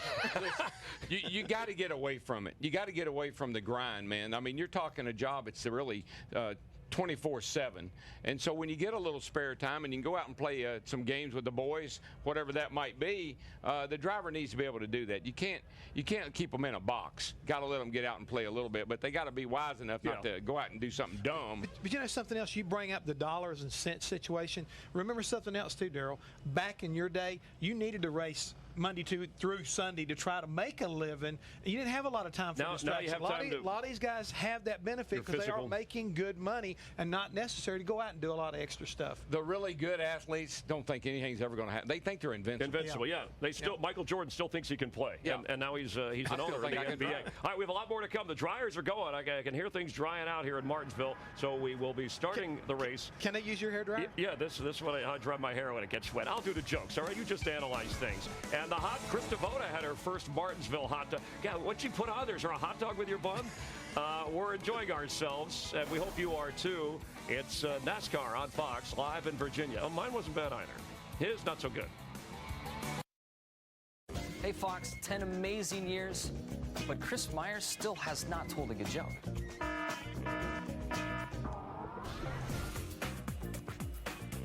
Enough with that guy already. All right? Now he's getting on your nerves. Yeah, Jimmy starts winning races, and now he's going to pick on me? Here, and I defend all the 48 haters all the time. Say, Jimmy's such a nice guy. You know, he's another nice guy. Is Jeff Gord. He's done a lot for NASCAR. Of course, a four-time champ. He's moving in on your 84 wins, right? He is. He's got 82 career wins, and, of course, he had the idea to put Jimmy in a car, which we'll ask him about. But great to have Jeff joining us. You're with the crazies from the Hollywood Hotel, Jeff. Hey, thanks for joining us. Thanks for being with us. Instead of asking the weather guy, let's get your view of how the track looks, what you see from the weather. You think we'll at least get this thing started? Well, I hear track dryers. That's usually a positive sign. You know, looking at the radar, there's a little bit of a window right here. So, you know, NASCAR is going to do everything they possibly can to dry this track and get some laps run for the fans and for the competitors and everybody watching at home. So, hopefully we get something going here. You know, I've seen crazier things happen. It certainly doesn't look promising, but we'll see what happens. And Jeff, you've had great success on this track. Just maybe talk about your year, where you are now, and watching what Jimmy's done. People say, hey, part of Hendrick Motorsports. You know, you had that race in Vegas where you dominated and he got you at the end. But it seems like you're onto something. How about today? Once you get out there, what do you think your car looks like? We had a really strong car yesterday in practice. You know, we're still in test mode. We've seen firsthand what the 48 has done over the last 4 years, and you know, we're just trying to do things a little bit different this year with the DuPont Chevrolet. And while we've been great here at Martinsville in the past, we've also been getting beat a lot lately. So we're trying to do something to make sure we don't get beat. You know, especially when we come back here if we were fortunate enough to be in the chase. So we're trying some new things. Some of the things were working good yesterday, some of them weren't. But I've got a lot of confidence in Steve and our engineers and everybody that have worked overnight to put the best setup in the car for today's race or tomorrow's race, whichever it is. And I can't wait to get the green flag going, you know, to drop the green flag and get going and see what we've got. Hey, Jeff, it's DW. It sounds like the legacy may live on with the addition of a son to your family sometime this summer. Is he going to be a junior? You know, we've been talking about a lot of different names. Jeff Jr. doesn't seem to be on the list. Not very high on the list, that's for sure. But you know, I think that it's just such a joy to be a parent, and I look back at my parents and how they approached you know, opportunities for me and my sister, and I just want to go about it the same way. Racing is just one of those things that happened to come along that I liked, and they recognized it, and I was fortunate enough to have parents that pursued it, and I want to do the same thing for my kids. It doesn't have to be racing. It can be you know, anything that they're passionate about. Is Ella, is she as crazy about you know, going on vacations on your off time, you know, going scuba diving and all that with the sharks? You take Ella along for that? I can't wait for the day to be able to take her on some of those things, because she seems pretty adventurous. Right now we have to hold her back when it comes to going to the playground, and we go to the beach sometimes, and she wants to run right into the 5-foot waves. So at least right now she seems to be gung-ho for anything. Jeff, there's nothing wrong with the name Jeff. Just want to let you know that, okay? Plus, the last name's Hammond. It's been good to me. I think it's the junior part he's not happy with. Well, I mean, we were thinking maybe Dale Earnhardt Jr. Gordon might possibly work. I'm not too sure about that either. But the thing I'm curious about, we've been talking so much about how you take care of your car here at Martinsville. You've been running at the end of all of your 34 events since you started coming here. What was the secret of learning how to get around Martinsville, and you turned it right into a winning racetrack for yourself? We came here and did a test. I don't know if it was my rookie year or maybe '94, and just ran a bunch of laps. You know, Ray Evernham was the crew chief, and you know, they were trying things on the car. I was trying things. I mean, I was lost. I was like a lot of guys that they come to Martinsville, and you just have no idea what it takes to get around here. And we made enough laps where I started hitting on some things, and it just, the rhythm started coming. And all of a sudden, I said, oh, okay, hang on a second. I think that I've been doing this all wrong. And all of a sudden, all the things that we wanted to do, the car started working. And so ever since then, you know, we've been able to make the car do the things that I want to do. And when you've got a fast race car, it helps you be more patient. It helps you try to stay out of trouble. And you realize on a track like this, you got to be around at the end if you're ever going to have a shot at winning it. And we've been very fortunate to do that as well. Hey, Jeff, why do guys get so pumped up, though, drivers get so pumped up about winning on the short tracks? Seems to be almost as important as winning Daytona to some guys.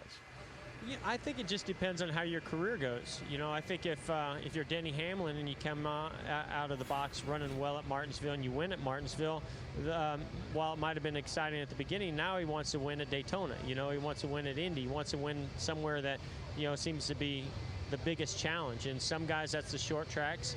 And for Jimmy Johnson at Bristol, that was one of the most challenging racetracks that he had. And you know, they went out and conquered it. So it just depends on what's on your list. Hey, Jeff, just a couple more questions here. I saw where your stepfather, John Bickford, talked about you maybe racing, or he said you're 5 to 6 years away from retiring. I don't know if having children changes or alters that.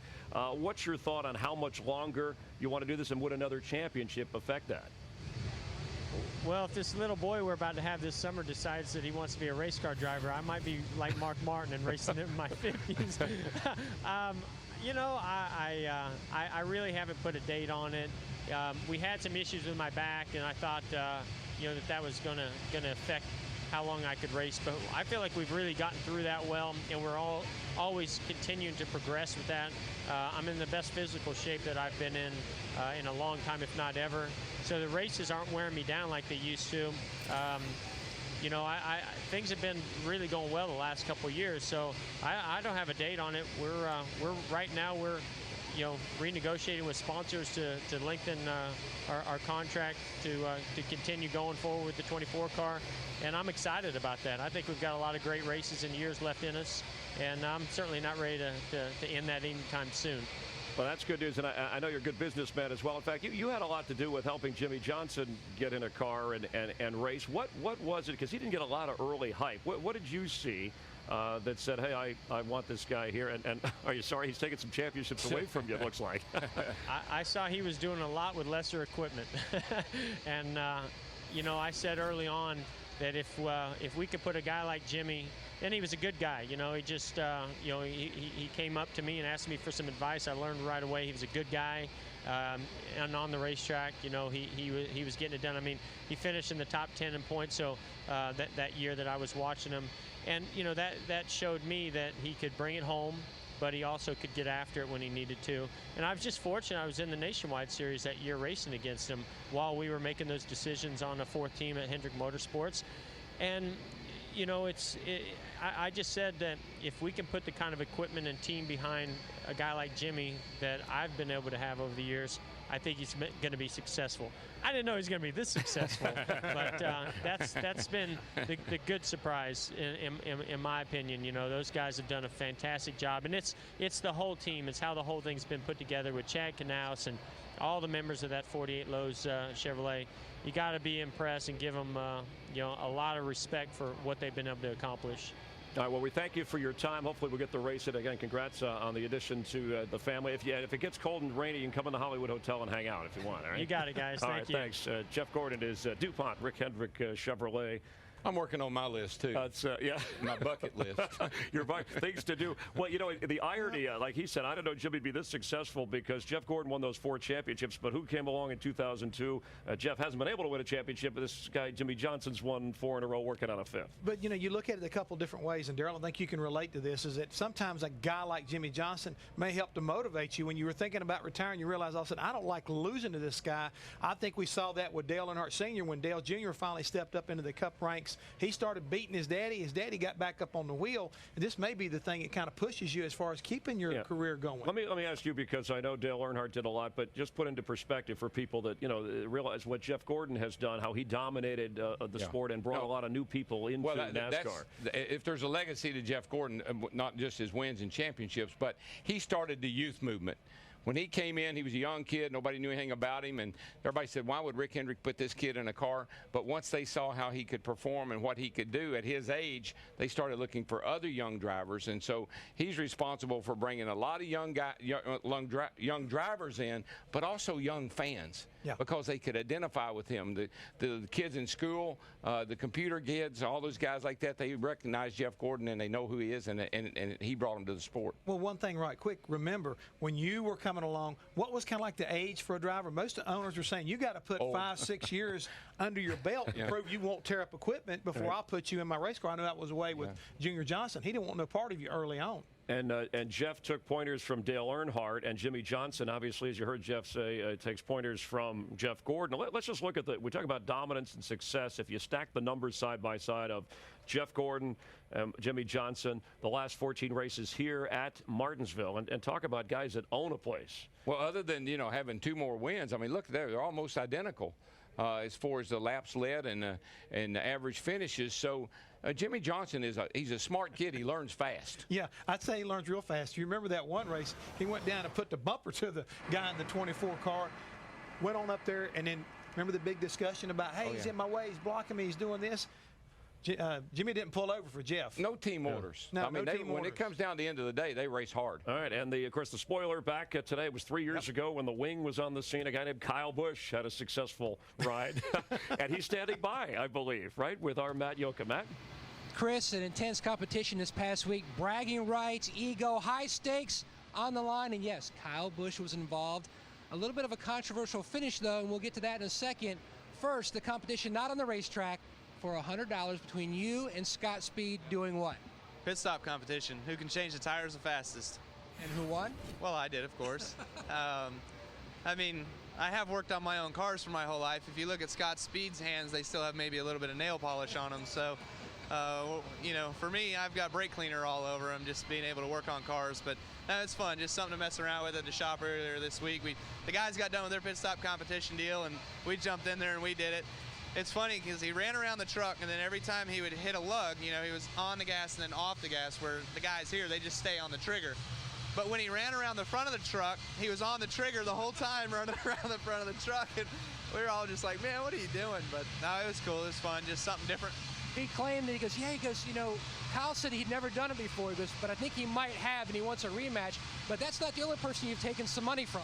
Yeah, I didn't take money just from Scott, but Scott, I haven't ever done a live one before like that. That was my first time ever doing it live, but I've always sat down and messed with it in the shop and always messed with, you know, playing with those sockets and stuff. They're trick sockets that allow you to get speed out of it, but Scott and I will get back at it later. But Brian Eichler, he decided that he wanted to give a little competition to me, so I said, hey, $100 every round. Whoever wins pays gets $100, and so Eichler wanted to do it with me, and I beat him the first 3 times.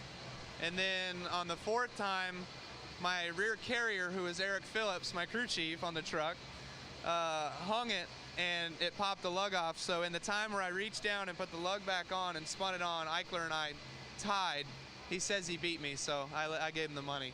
You're talking about the owner hat and Brian Eichler. Yesterday in the Truck Series racer, and Scott Speed already coming down wanting a rematch, I'm sure. And what?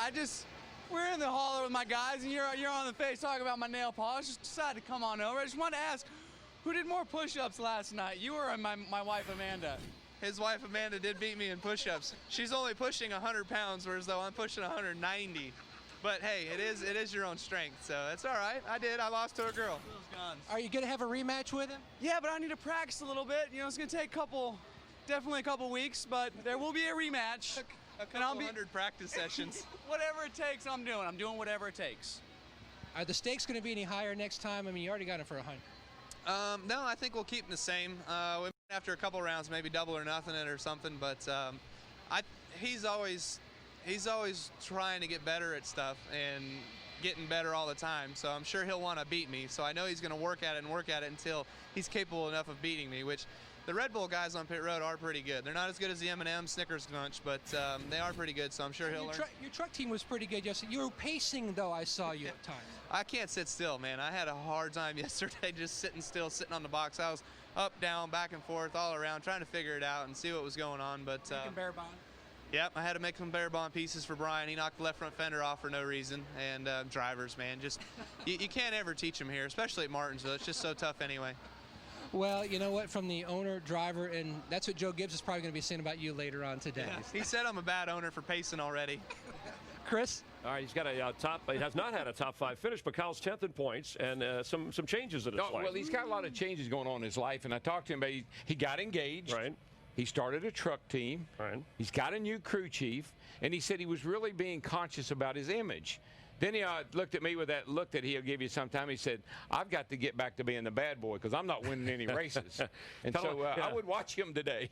Yeah, think of John McEnroe on the tennis court. He's a guy who, part of that yelling wasn't to throw off the opponent. It was for himself to kind of release the tension, the anger. He thought it made him a better player. Some guys even have other to drive athletes, angry. I told you that's the way it was. Well, I think there was some reason why he was standing in the corner hollering a minute ago. It was for me. It was to release all that. To release all that energy. I asked about how much our Aflac, right? You don't know quack question. You guys, they both knew it. How much does the famous Martinsville hot dog cost among the choices? And thanks for logging in. You guys said $2. And the duck would love a bite out of the hot dog. So that is the answer. Martinsville Speedway, known for the famous hot dog, and only $2. That's not a bad deal. So you usually spend about $50 in a weekend. Yeah, I'm getting kind of hungry, so we might send a slice of pizza to get a slice of a hot dog here. And it's a slight drizzle, so it's lightening. The rain is letting up a little bit. Looks like we're going to be able to get the race started in just a moment. NASCAR Sprint Cup Racing on Fox is presented by Nationwide Insurance. Call or visit us online for a quote today. And sponsored by Ford. Drive one. Also by Sprint, proud sponsor of the NASCAR Sprint Cup Series. A slight delay to the start of things. We might have to get that ShamWow guy out to mop up the tray. He's that annoying guy, cameraman right here. But actually with the jet dryers, right, it's looking pretty good. Well, looking really good. We got a half-mile track, but we got the same amount of dryers that we would use at a mile-and-a-half track. So we should be able to get this thing done twice as fast, right? Am I doing my math Yeah, right? I think you're a little bit wrong right there. If you got a half-mile racetrack and you said a mile-and-a-half racetrack, so and the same amount of jet dryers. Right. So how many hours would it take to get the? We'll figure out. Why don't we just go to Rick Dickert, our storm scout? Right. Yes. Let's go to the pro. and Rick, ShamWow what's the latest? and the dryers and the math. I can be ShamWow for you a little bit of my hair there. Hey guys, it's not looking very good, unfortunately. There's a wide area of persistent rain just west and southwest of the Speedway. You guys are just being teased right now. A little bit of drizzle, some light showers so far, but heavier rain, more persistent rain just to the west. All of this is heading our way. The more delays, the longer the delays, the less likely we'll be able to get that race in with 250 laps, unfortunately. So if the rain does come in, it's going to stay a while, is what you're saying.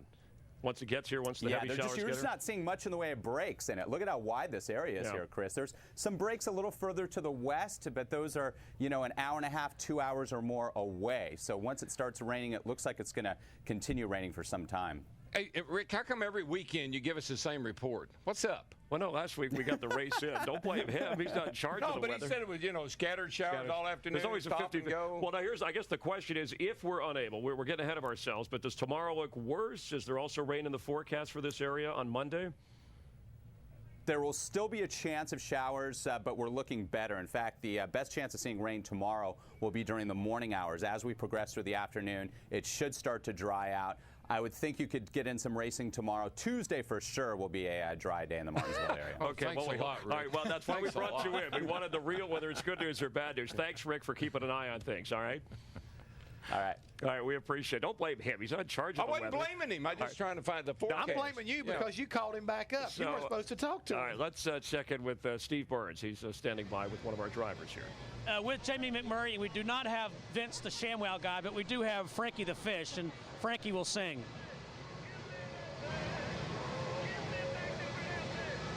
All right, that's good TV right there. Now, Jamie, you got the Daytona 500 victory, and you had a top 10 last week. Do you feel like the strength of that 500 victory is still helping this race team? We talk about momentum. Yeah, we actually have had really fast cars at every race this year.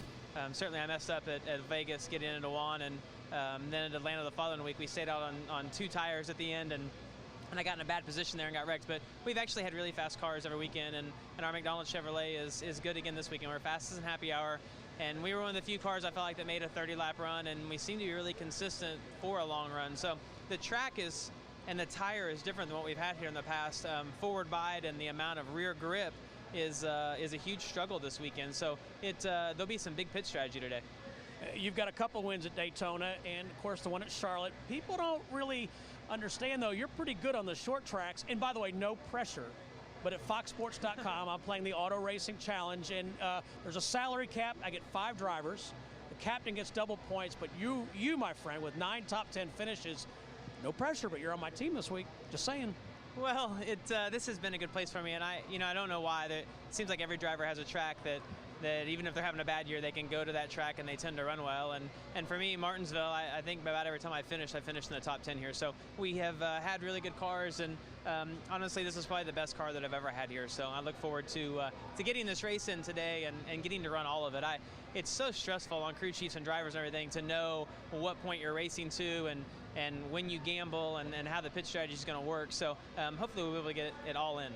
Jamie, I remember talking to you at Fontana a week after the Daytona 500, and it had been such a whirlwind for you that week with all the media. Now that you've had a little distance and a few weeks from winning the Daytona 500, how has it changed your life? Well, I still have people come up to congratulate me, and I think more than anything, I have really enjoyed the stories of people that I don't know telling me that, not that they were cheering, but that they literally jumped off their couch because they were so excited. And I think everyone has had a sporting moment in their life. For me, maybe it's golf or something where you were pulling for somebody that maybe wasn't expected to win, and they did. And for me, it was, I didn't know what I was going to be doing this year. And then you come back and you win the Daytona 500. It was just obviously I won, so it was a good story for me. But I think just for NASCAR fans in general, that's why we turn our TVs on and watch, just to see moments like that. And hopefully we'll see you race today. Thanks, Jamie. Thank you. Let's go back to Chris. All right, thanks, Steve and Jamie. So, it's funny, 9 Martinsville top 10 finishes, most of any track for Jamie McMurray, a place he's run well. Yeah, he was really good here yesterday in practice, one of the fastest cars. And, Jamie is a good race car driver. He's solid, and he puts himself in position, just like he did at Daytona, to win a race every now and then. He'll be in the top 12, I believe, at the end of when the chase starts. Well, he's just on the outside looking in right now. He's 15th in points, and it's a good, like you said, good racetrack for him. He's really a good road racer also. A lot of times he's been overlooked there. He's led the race right there to the last part of the race at Sonoma and in places like Watkins Glen. So good racetracks coming up for him. But today, I think it's kind of critical that he comes out here with a top 10 finish. Yeah, drivers anxious to give this a run today. That was a high point, obviously, Daytona 500, 5 races in. But 3 weeks ago in Atlanta, we all remember what happened with Brad Keselowski and Carl Edwards. Don't look, Ethel. And the radio transmission, worth taking a look at. Clear low, continue to here by 2. Clear by 2. 12 just wrecked us. Yellow's out. Well, I had room. I went down, and then he hit us from behind. I'm not even sure I touched him. But it gave him more room. I couldn't tell what he was trying to go. Did he hit me in the left rear or the straight in the rear? Straight away. So he just decided just to hit us. Back it up. Go to the garage. Still there. Do what you have to do here, man. You know what he's going to do. Nice and smooth. In line with you. Clear from behind. There's a spot in your mirror. Just watch him here. He's going to do something stupid. You're faster than he is. He's tore up. Make sure he doesn't. Just use your head. Looking back inside. Inside. Still outside. He's going to come back to you. Oh, buddy.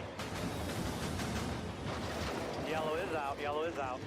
You okay, buddy? Talk to me now. I don't know if I'm okay. Let me know if he gets out.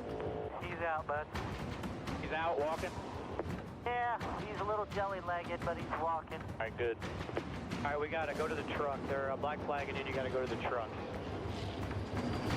And NASCAR's ruling, remember, no severe punishment, fine, just probation for Carl Edwards. So let's check in with Chris Devoto, who's with the other half of that mix-up, and Brad Keselowski. Hey, Kristen. Hey, Chris, that's right. We're just trying to stay warm down here, talking a little bit about that incident, and it probably seems like a long time ago. Doesn't that seem like it's been more than just a couple of weeks ago? Yeah, you know, I'm afraid to say that it seems like a long time ago, as people think that, you know, maybe I got a concussion or something, but yeah, you know, it does. You know, we had a great week last week with both the Nationwide Series and the Cup program. Awesome run in the Discount Tire Dodge, and almost won the race over there. That program is really taken off with Paul Wolf, and the Cup side here, we've been making really great progress over the last few weeks. You know, Atlanta, we're going to have a good finish, and you know, last week at Bristol, ran up front. We've really just been having a lot of fun, and kind of interested to see how the next few weeks are going to go and how we're going to progress as a team. Well, it's funny because I talked to you before driver intros at Bristol, and I was coming off that Nationwide runner-up finish, and we were almost joking where I was like, man, you had a chance to go for that win, but it was your teammate, Justin Allgaier, in front of you, and it had to go through your mind. I mean, Roger Penske was there. You're like, man, I can't do it. Is that how it was, or what was playing through your mind at that moment? Well, I mean, Justin's a great guy, and you know, it really wouldn't seem right to bump a guy out of the way who's going to win his first race, whether he was my teammate or not. But certainly him being a teammate made a big difference, and he's a great guy. He comes from a great family, and we're really similar backgrounds. So I take a lot of pride in seeing him win, and not that I let him win, but I wasn't going to, you know, rough him up to take it away from him. But who knows, later down the road that might change, you know, because we're running for a championship against each other. So it'll be interesting to see how that progresses.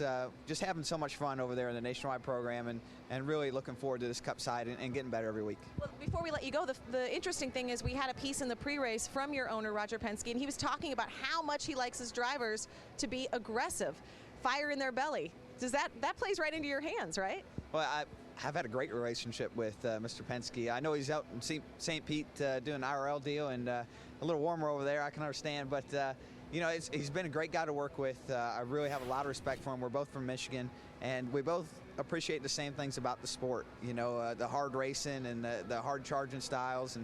And you know, it's kind of cool going through his shop.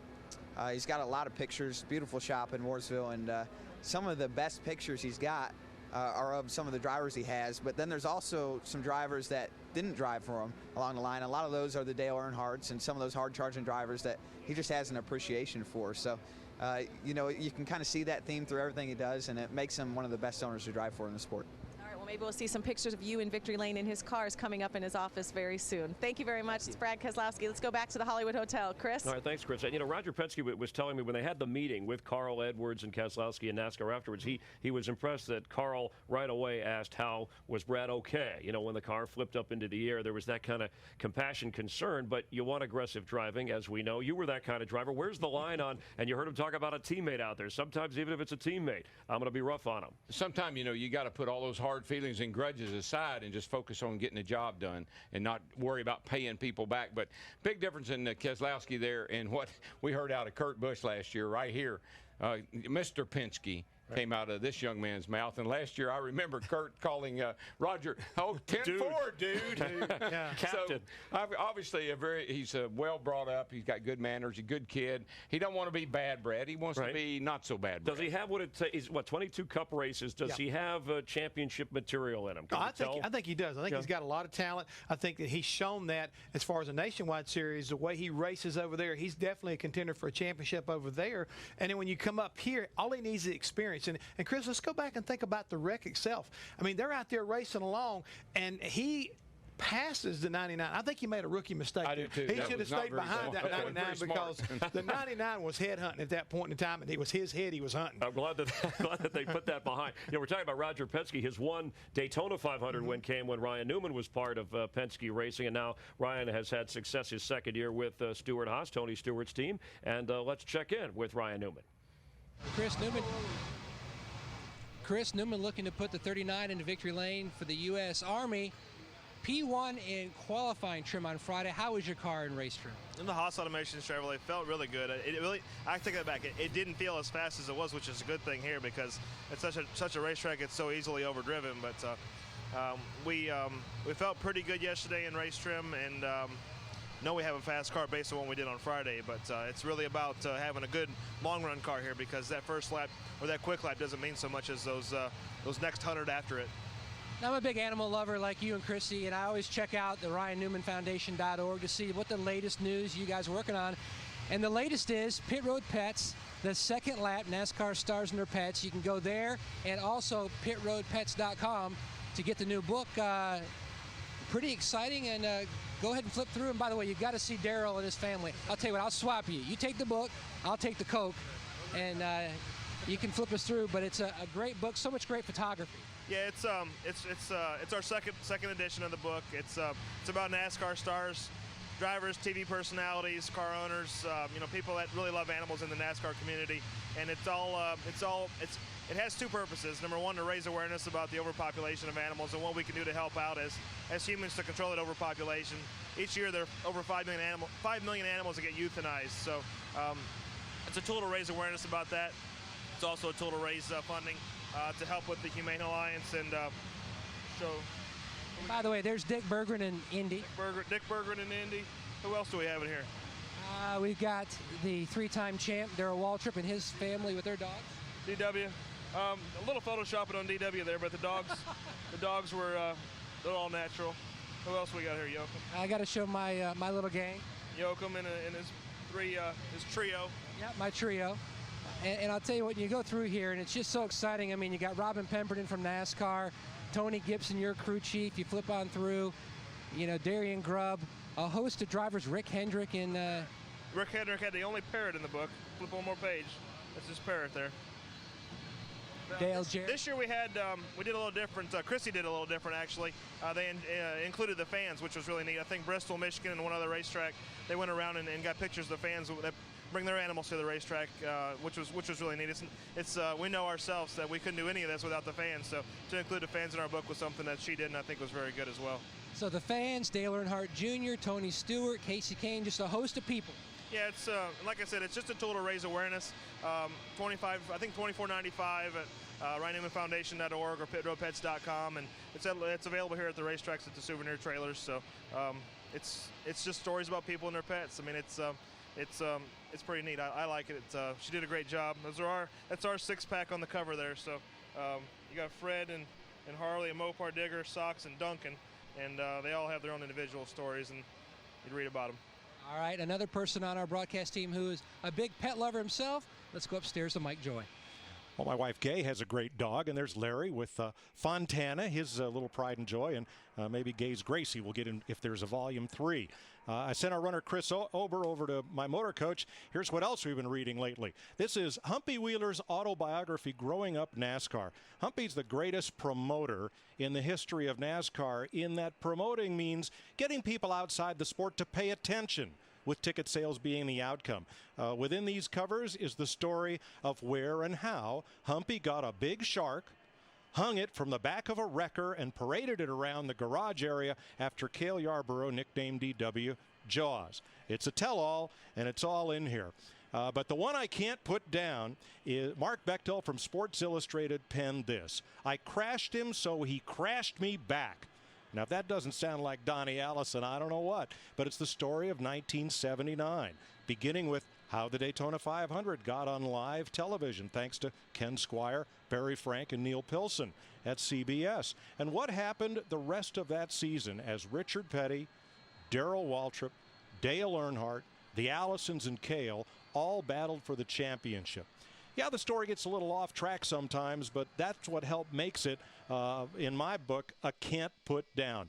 This is a great story for anybody who wants to learn about the history of NASCAR and how rough and tumble it really was back in the good old days. Chris? Thanks, Mike. We're going to continue. Instead of Oprah's book club, we have Darrell Waltrip's recommendations. That's what is that, Darrell? What are you reading? It's Chris Myers' book. You can buy it on DWStore.com, by the way, and it's a real easy read. Yeah, it's a good bathroom book. All right, Jeff had. All right, Jeff's book. We got crayons for you. DWStore.com. I just started reading. Look at that. I'm on my half through. I haven't finished it yet. NASCAR is America. Talk about me. Thanks for helping me out, you two. Let's go to Tony Stewart. Steve Burns, he'll help us out. Thanks a lot, Chris. No book recommendations here. We're going to talk about short track racing at Martinsville. Let's talk about the 2010 season. You're actually ahead of where you were last year. Are you pleased with the direction you guys are going? Yeah, I am. I'm really proud of Darian Grubb and Tony Gibson and Ryan and Bobby Hutchins, our competition director, and everybody at Stewart-Haas. I think we kind of set the bar really high for ourselves after last year, and feel like that we got a pretty good start. I mean, there's still things that every team's working through and trying to make better, but that's what makes this sport so cool, is that you can't rest on what you did last year. You got to keep pushing forward for next year, but I think we're on track. How about racing here at Martinsville? It seems like DW mentioned the drivers love short track racing. Yeah, we do, and this is a cool place because there's no place that we go all year that's like it. It's only one of 2 half miles that we have, the only one that's a paper clip like this, and it is fun. I mean, it goes back to how a lot of these guys got here and running tracks like this and running places where you didn't have a bunch of banking and wasn't a big mile and a half. I mean, this is tracks that you ran a late model on or a modified or something else. So this is one of the few chances that we get a year to kind of remember how we got here. By the way, Jimmy Johnson paid you a huge compliment this week. He said that I never knew how to run Martinsville until Tony Stewart lapped me. And then I followed him. It's your fault. Yeah. Well, the whole nation will be blaming me now, thank God. So I'm here for you. Yeah, I appreciate that. No, we've had our, over our 11 years in the series here, we've had some pretty good runs here and led a lot of laps. But it's a fun place when you have a car that drives right. It's like Dover and Bristol. When you have a car that's good there, it's a lot of fun. But if you're off, it makes for a very long day. But that's what makes this place so cool. I mean, it's hard to win here. It's hard to get that clock, and everybody wants that grandfather clock at the end of the day. It's one of the coolest trophies that we have in racing. So it's it makes you respect when you win a race here. Tony, thanks for your time. We appreciate it. Let's go back to the hotel and the book club. All right, thanks, Steve. 5th in points, and yeah, Tony's gained 18 positions in the last 4 races. So yeah, in the right direction. There's a lot that goes on in that head. He is a smart businessman. Not his deal with Haas and his Eldora Speedway. Right. He is a smart guy, good businessman. Are you hungry? I know, heck of a drive, Junior. Yeah, but the thing is, talking about Tony, remember now, last year he started fast and then kind of finished slow. I think this year he started slow, which is typical Tony. That's his and style. I think he'll ramp it up. By the time we get to the chase, he'll be right in the thick of it. We're working through Daryl's lunch hour. Yeah. So if this is a union shop, time and a half for you. Hey, our Built Ford Tough Track facts here along with the hot dog fact here at Martinsville. Martinsville, the shortest track on the NASCAR circuit. This is the 123rd Sprint Cup points race held here, the most among all tracks, excluding qualifying races. And Ford has won here 26 times, although in the last, 14 or 16 at Roush Fenway, Ford has not had great success. You know why? Why? Because a guy named Jimmy Johnson and Jeff Gordon hadn't let him. Those are our Built Ford Tough Track facts. Will it be a Ford today? Looks like we might be able to get this thing underway. We'll be running at some point. We've been talking about dogs, pictures of dogs, hot dogs, books about dogs. It's Fox NASCAR. Fox NASCAR Sunday. We're going to take a look at some of the great finishes over the 10 years of Fox's NASCAR coverage and take a bite out of that dog. We'll be back in a moment. Hey, dog, what's up?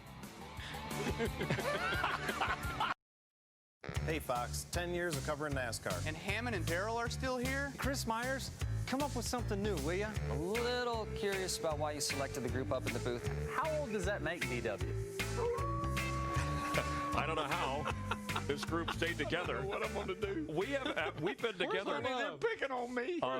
Whether people like it or not, 10 years. This group the team has stayed intact. We've enjoyed it. We've appreciated certainly all the help from NASCAR, the drivers, the crews, and we never had a fight. Look, I don't care about them. I thank the fans. Yes, they keep tuning us in every week. We really do appreciate it. And speaking of 10 years, let's go back here. We voted on our top 10 finishes during our 10 years of NASCAR on Fox. We'll talk about them. Tell me what you think. Here's a look. Here you go. Our number 10 finish in 2007 at Texas Motor Speedway. Jeff Burton led just 1 lap. Lucky for him, it was the final lap of the race, much to the chagrin of Matt Kenseth. And at the white flag, it's Kenseth. 1 lap to go. This is it, boys. Can he do it? Burton on the inside. Kenseth on the outside. Burton, that's as far as he's been. He got him. He got him.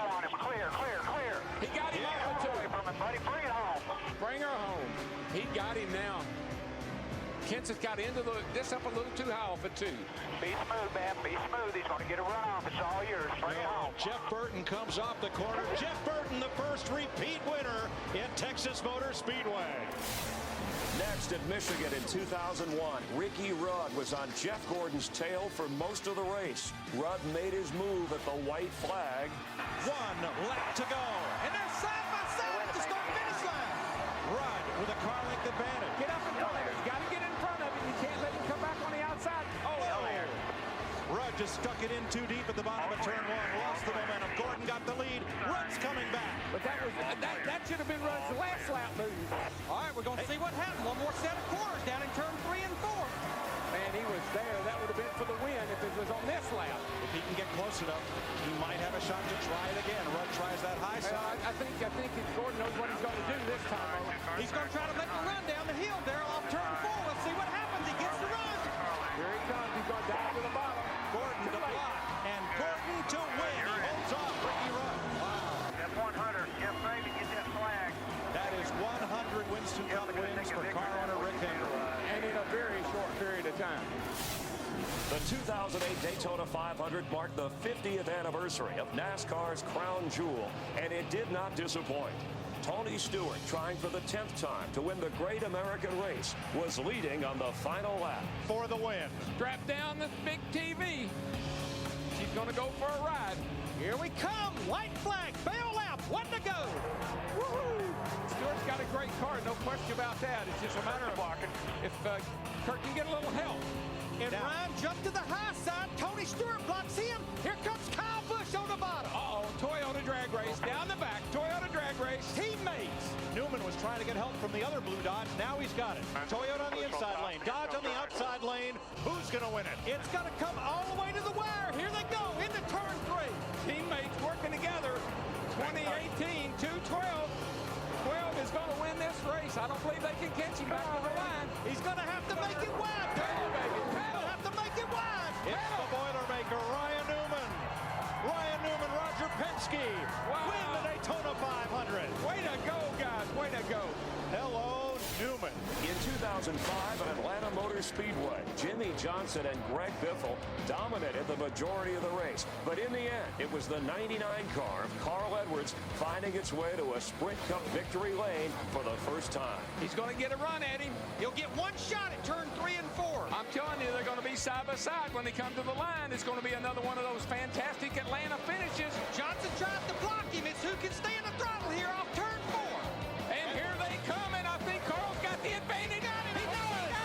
He wins it. Carl Ruddy has done it. Yeah, baby. Yeah, baby. And these fans love it. Look at Carl. Watch this. Here he goes. Come on, come on. Yes! And that's after 500 miles of racing. The 2005 Coca-Cola 600 had a NASCAR record 22 caution flags. After 5 hours of wild racing, the fans were treated to a thrilling finish as Jimmy Johnson was trying for a Charlotte three-peat. I don't believe he can do it unless Bobby messes up. There he goes to the bottom, Darrell. They're going to be side by side off turn 2. Bobby's on the high side, You can't pass over there. There's no way. What's that? One last charge right here, man. It's all over, boys. Was that the last best move made too soon? Here he comes. Outside, outside. Just like in Atlanta last March. He's not going to be able to do it, I don't think. They're side by side. Here he comes. Jimmy Johnson got it. The 48 car. He did it. 3 in a row, Jimmy Johnson. By 2/100ths of a second. I thought when he got beat off of turn 2, it was all over, but he drove it in on the outside and won it. Boy, was that worth staying up late for or what? Incredible. In 2004, the final NASCAR race at Rockingham ended with one of the closest finishes in NASCAR history. Matt Kenseth was trying to hold off Casey Kane. Kenseth went low and won. Changes lanes. Here comes Kane on the outside. Just can't quite man it right there off of turn 2. McMurray almost hit the wall exiting 2 and drops back. Yeah, he lost a lot of ground right there. Last time through 3 and 4, though. Here they Kane goes to the bottom. Kane comes to the bottom. It's He gets a run. He's got a good run on him. Side by side to the line. Told you it'd be a Moco finish. Here out of 2. McMurray got a little loose and made it a 2-car race. Here they come to the line. Kane got such a run off turn 4. Ooh, baby. Wow. All right. The race for the checkered flag at Talladega last year was one of the best in the history of NASCAR on Fox. With 2 laps to go, it appeared to be either Ryan Newman or Dale Earnhardt Jr.'s race until Carl Edwards and Brad Keselowski made their move. Carl Edwards, white flag this time. Yeah, Carl Edwards from the back all day to the lead with 1 to go. 3 Chevys and 1 Ford, and it doesn't matter now. Your friends are where you find them. And from hanging out back, Carl Edwards. I'll tell you, I don't know if they can catch them. What we've seen today, 2 cars get that big a run on them. I don't know that the 39 and the 88 can catch them. They're in the draft of Edwards and Keselowski. He's all over you here, just you and him. Carl Edwards restarted 8th. If that 09 can stay hooked to the back of that 99, it's going to be hard to get them. It's going to be close right here at the line. Can Keselowski try to win it? I don't know. I don't think he can step out until he waits till the last second and picks up. He goes to the outside. Is Edwards going to force him in there? He turns him. No. Oh, and that destroyed the front end of Newman's car. No. Edwards will not make it to the flag. Oh, Brad Keselowski won this race. Let's take a look, Mike. Carl Edwards, he opened it up just a little bit. Yeah, I'm not sure. I think this is a hard lick right into the fence. I mean, that car, that looked like Bobby Allison did here in 1987. The catch fence did its job, and the car did its job. Thank goodness we have the new, much stronger, safer catch fences. Not sure where Carl's going. Maybe he thinks if he runs across the start-finish line, it'll count. That's what he's doing. That's what he's doing. He's like you know how he is. He's an athlete, a marathon runner. I want to finish the race. And he did. Yes, to he a did. standing ovation from the crowd. Shades of Ricky Bobby. As for our number 3 finish at Atlanta Motor Speedway in 2001, only 3 weeks after the death of the legendary Dale Earnhardt, Kevin Harvick, the man tapped to be Earnhardt's replacement, battled one of the greats for a memorable and emotional first win. Jeff Gordon's going to give it all he's got. His time, he's going to try to go down bottom. He's going to try to get down under him. Gets a good run there in the middle of 3 and 4. They'll be coming for the white flag right here. 1 lap to go. The Childress team trying to go to victory lane for the 2nd year in a row in this race. We had a photo finish here last race. We're getting ready for another one, folks. Get up off your seats. Here they go. For 2 in a row, trying to set him up. Gordon's going to make the big move on the inside when they get down here to turn 3. Austin, slow car might be in the way. Here he comes. He's going to drive it to the bottom. Oh, Harvick's leaving a lot of bottom open. The slow car's going to be in the way. Just like a year ago, he's going to get him, though. Here they go. Get him. Gordon got loose. It's Harvick. Harvick by inches. Harvick by inches. Harvick by inches. What a race. What a finish. How did Jeff Gordon hang on to that car that loose on turn 4? Man. We got him. Tell me we got him. 29 car. You got him, buddy. Harvick, you got him. A 6/1000th of a second. Nice job.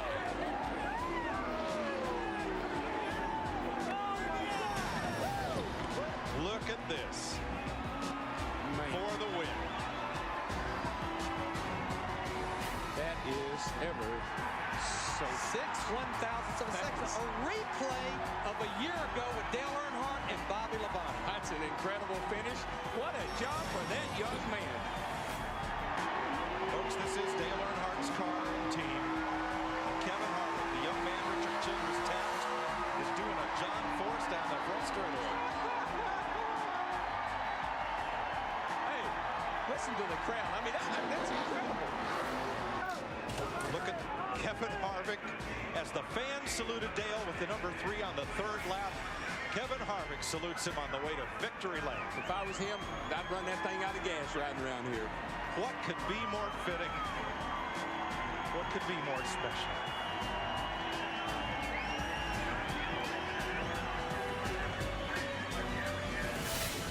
Number 2 2. The 2007 Daytona 500 was a race dominated by Kurt Busch and Tony Stewart. But when they crashed into each other with under 50 laps to go, it became a survival of the fastest. Crowd favorite Mark Martin looked like he was in position to win his first Daytona 500. Here comes Harvick, the 29, with Matt Kenseth. Oh, Mark got loose. Mark got loose. And Harvick's getting a run off turn 4. It's going to be a drag race all the way back to the start-finish line. No caution. They're side by side, right to the line. Big crash. Here they come. Checkered flag. Harvick. Kevin Harvick wins the Daytona 500. We got one car on his roof coming across the start-finish line. They're still wrecking. They're wrecking everywhere. Boyer's on fire. Jeff Gordon's wrecked. And they are still wrecking.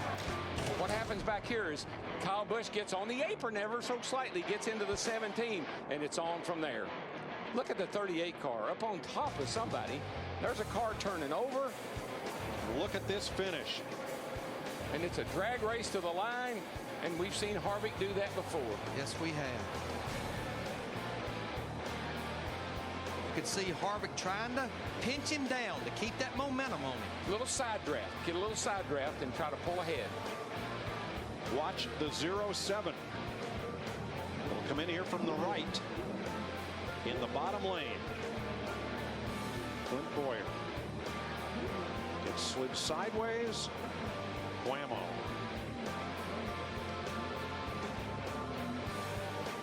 And he'll cross the start-finish line unofficially upside down in the 18th position. On fire. Joey Chitwood couldn't do that. Darlington 2003 has been selected as our greatest finish on Fox. The race will be remembered for Ricky Craven and Kurt Busch banging their way to the checkered flag. Come on, baby, come on. Side by side, 2 laps to go. Somebody's got to give, getting into turn 1. Nobody. And in the wall goes Busch. That was not a very good idea. Look, the crossover move, he got into it. Come on, clear. Good job, man. Hang in there. And here comes Blaney. Blaney is now the best car on the track. Oh, baby, I'm telling you, Kurt Busch is not going to give up the win. No, he's not. They'll be coming to the white flag this time. Ricky Craven's not going to give up either. Come on, Ricky. He gets that run on the high side right there. Kurt Busch looks like he's struggling with his race car. Here he comes. Here we go again. He's going to wait on this. He's going to put the crossover on it. He realized that wasn't a good move that last time. White flag. Here he goes. He's going to try to slide under him here. Come on, baby. And Blaney's coming. Both these cars are driving terrible right now. Not a lap to go. Nah, they're driving good. Come on, baby. You can do it on this end of the speedway. Come off the 4 and get up alongside of him. Half a mile Here to he go. comes. Here he comes. Who's going to get off? Here he comes. Here he comes. He's got him this time. It's going to be a drag race. They touch. They touch. Craven got him. Craven got him. Craven got him. And Craven. All right. What a finish. have you ever? No, I've never. Wow. What a finish. That is one happy group right there. That's one great race. I'm going to tell you, it's the goodest race I've ever seen at Darlington. I got to see this again. I do too. Let's watch. Coming off turn 4 onto the front stretch. That's about as close as it'll get right there. And this right here, I don't know what kept them both wadding them up down here in turn 1, but bam, oh boy, Craven really shot out into it. It is amazing they didn't wreck after they crossed the start-finish line. Daryl, if instead of Busch coming down into Craven, if he stays straight, does he beat Craven? I don't think he had any choice, Mike, because Craven came off the bottom and really slammed into him. I think they got hooked together and couldn't get apart. Look at Craven in there. Look at him fighting that steering wheel. And it's a good thing that Pontiac's got the kick out on the nose. Yeah, that was the difference. But he wouldn't have won. Look at how close this finish is. Oh. Wow. Oh, baby. I want to tell you, .002, and that was that finish closest ever since electronic scoring, that finish. And a nice job, too, Mike, Larry, Darrell calling some of those great finishes. We had a lot of fun. Just a quick update here. The track dried out. We hope to get the race started within the next 30 minutes or so. If the rain lightens up. Look at that smoking, yep. Quick thought on looking at some of the races we just witnessed. And made me tired. So I mean, because again, the emotion. That was just a sample. That's reality TV, folks. I mean, you can't make that stuff up. I mean, that's what happens here in the sport of NASCAR, and that's what we had captured as far as Fox is concerned. What is so much fun is when you're doing it, the emotion of just of us doing it. You know, we're watching it. We're race fans. Me, Larry, Mike. We're all race fans. So when you're calling what you're seeing and you get into it and you start hollering and you poking each other, Larry and I do. And but then to go back and watch it later on like we just did. I mean, it's even what's going to happen, but it's still like, oh man, I forgot about that. Oh, it's just so exciting. It's like this, Chris. You can never get enough of a good ending. No. Kevin Harvick was in 2 of our top 3 finishes, and he is standing by live. And Kevin, thanks for being thanks for being with us. I don't know how many races when you think he's happy Harvick. When you think back, is it the first win you got? Are there certain ones that come to mind when you're in your quiet time and you think about what you've done so far in your career? Well, I think, the first win was, obviously the situation with everything that had just happened, not really expecting to be in those positions. Really, the first year was kind of a blur, to be honest with you. Obviously, the first day, first win is something that you usually always remember, but I honestly don't remember a lot about that first day because emotionally and there was just so much going on, but still a great moment. Obviously, the Daytona 500 was really cool, and just great to be a part of those finishes. Hey, Harv, this is a DW. I am so proud of you and Delana, the job that y'all are doing with your own company. I've asked you this before, and I got to ask you again. You ever see yourself having your own race team and running a cup car out of your own operation? You ever see that happening? Right now I think that the facility and everything is there to do the cup car, but I really, we've sat down and talked about it. Unless you have the 100% perfect situation, a lot like Michael did with Toyota coming in or something like that, I really don't have any interest in driving it myself. And just because I know how hard some of the decisions are that we have to make with just the nationwide cars and the trucks. So for me, that would be something that would be down the road, and don't really have any interest in driving it myself right now. Well, Kevin, the thing I want to know is, it seems like with you just don't wind up winning a race. You wind up winning the big races. I mean, All-Star, Daytona, in India, all these places are like crown jewels. You didn't start just winning, little races everywhere else. You went to the big stuff right on the get-go. Yeah, we've been pretty fortunate, to win the big races and be able to experience a lot of those things that, a lot of guys go through their whole career and don't get to experience. Although, it was pretty neat to win Daytona. That was something that you always hear people talk about that you just can't relate to until you actually win it. And I think everything is just so much, the magnitude of everything is just so much bigger for that race. That was pretty neat to experience. But the Brickyard was really cool just for the fact that I grew up racing, wanting to race Indy cars in Bakersfield, and always was a Rick Mears fan. So that was pretty neat for a lot of personal reasons. I know you won the truck race yesterday, Kevin.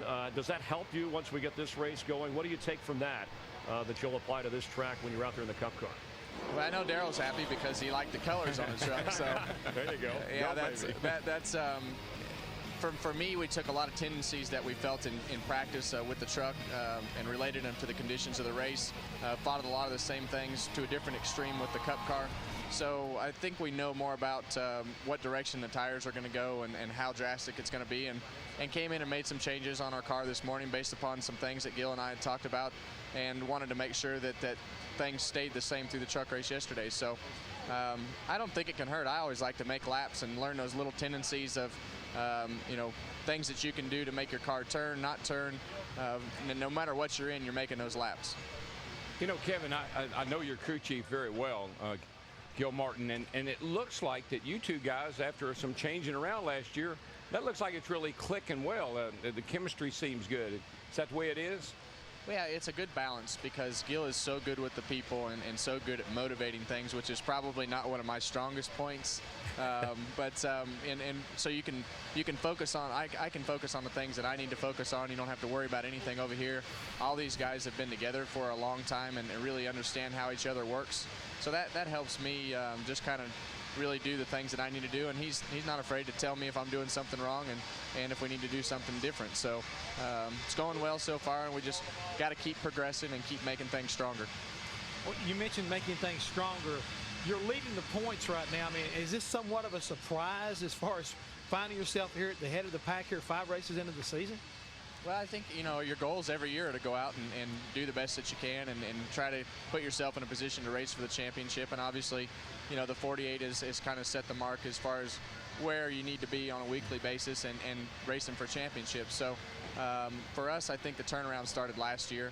I really think we were able to do the same things that we're doing at the beginning of this year, last year, as we got into the end of the season and were able to compete for wins and do the things that we needed to do to run up front. So I think a lot of this started last year and able to carry over.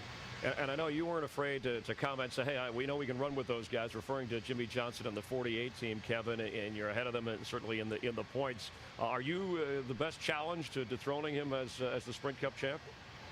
Well, I don't think anybody's a real challenge until they beat him. Obviously, they've done it 4 years in a row, and you can't disrespect anything that they've done, and you have to respect everything that they've done from a competitor's side, just for the fact that, days when you think they're out of the game, they figure out a way to get back into the game.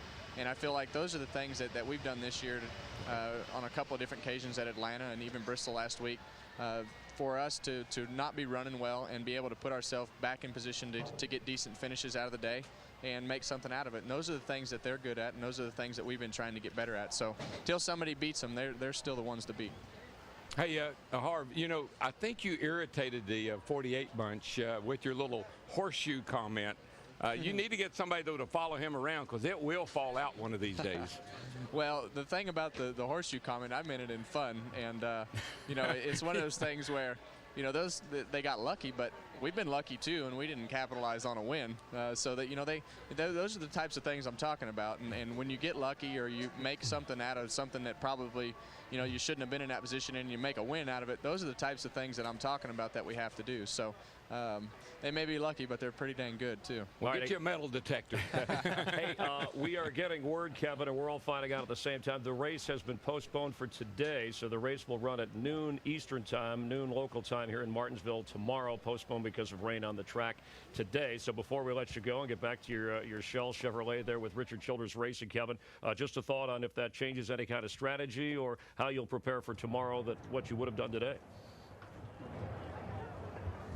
I guess he didn't have a lot to say about You that. should have never told him the race was called. He took off. He was left. gone.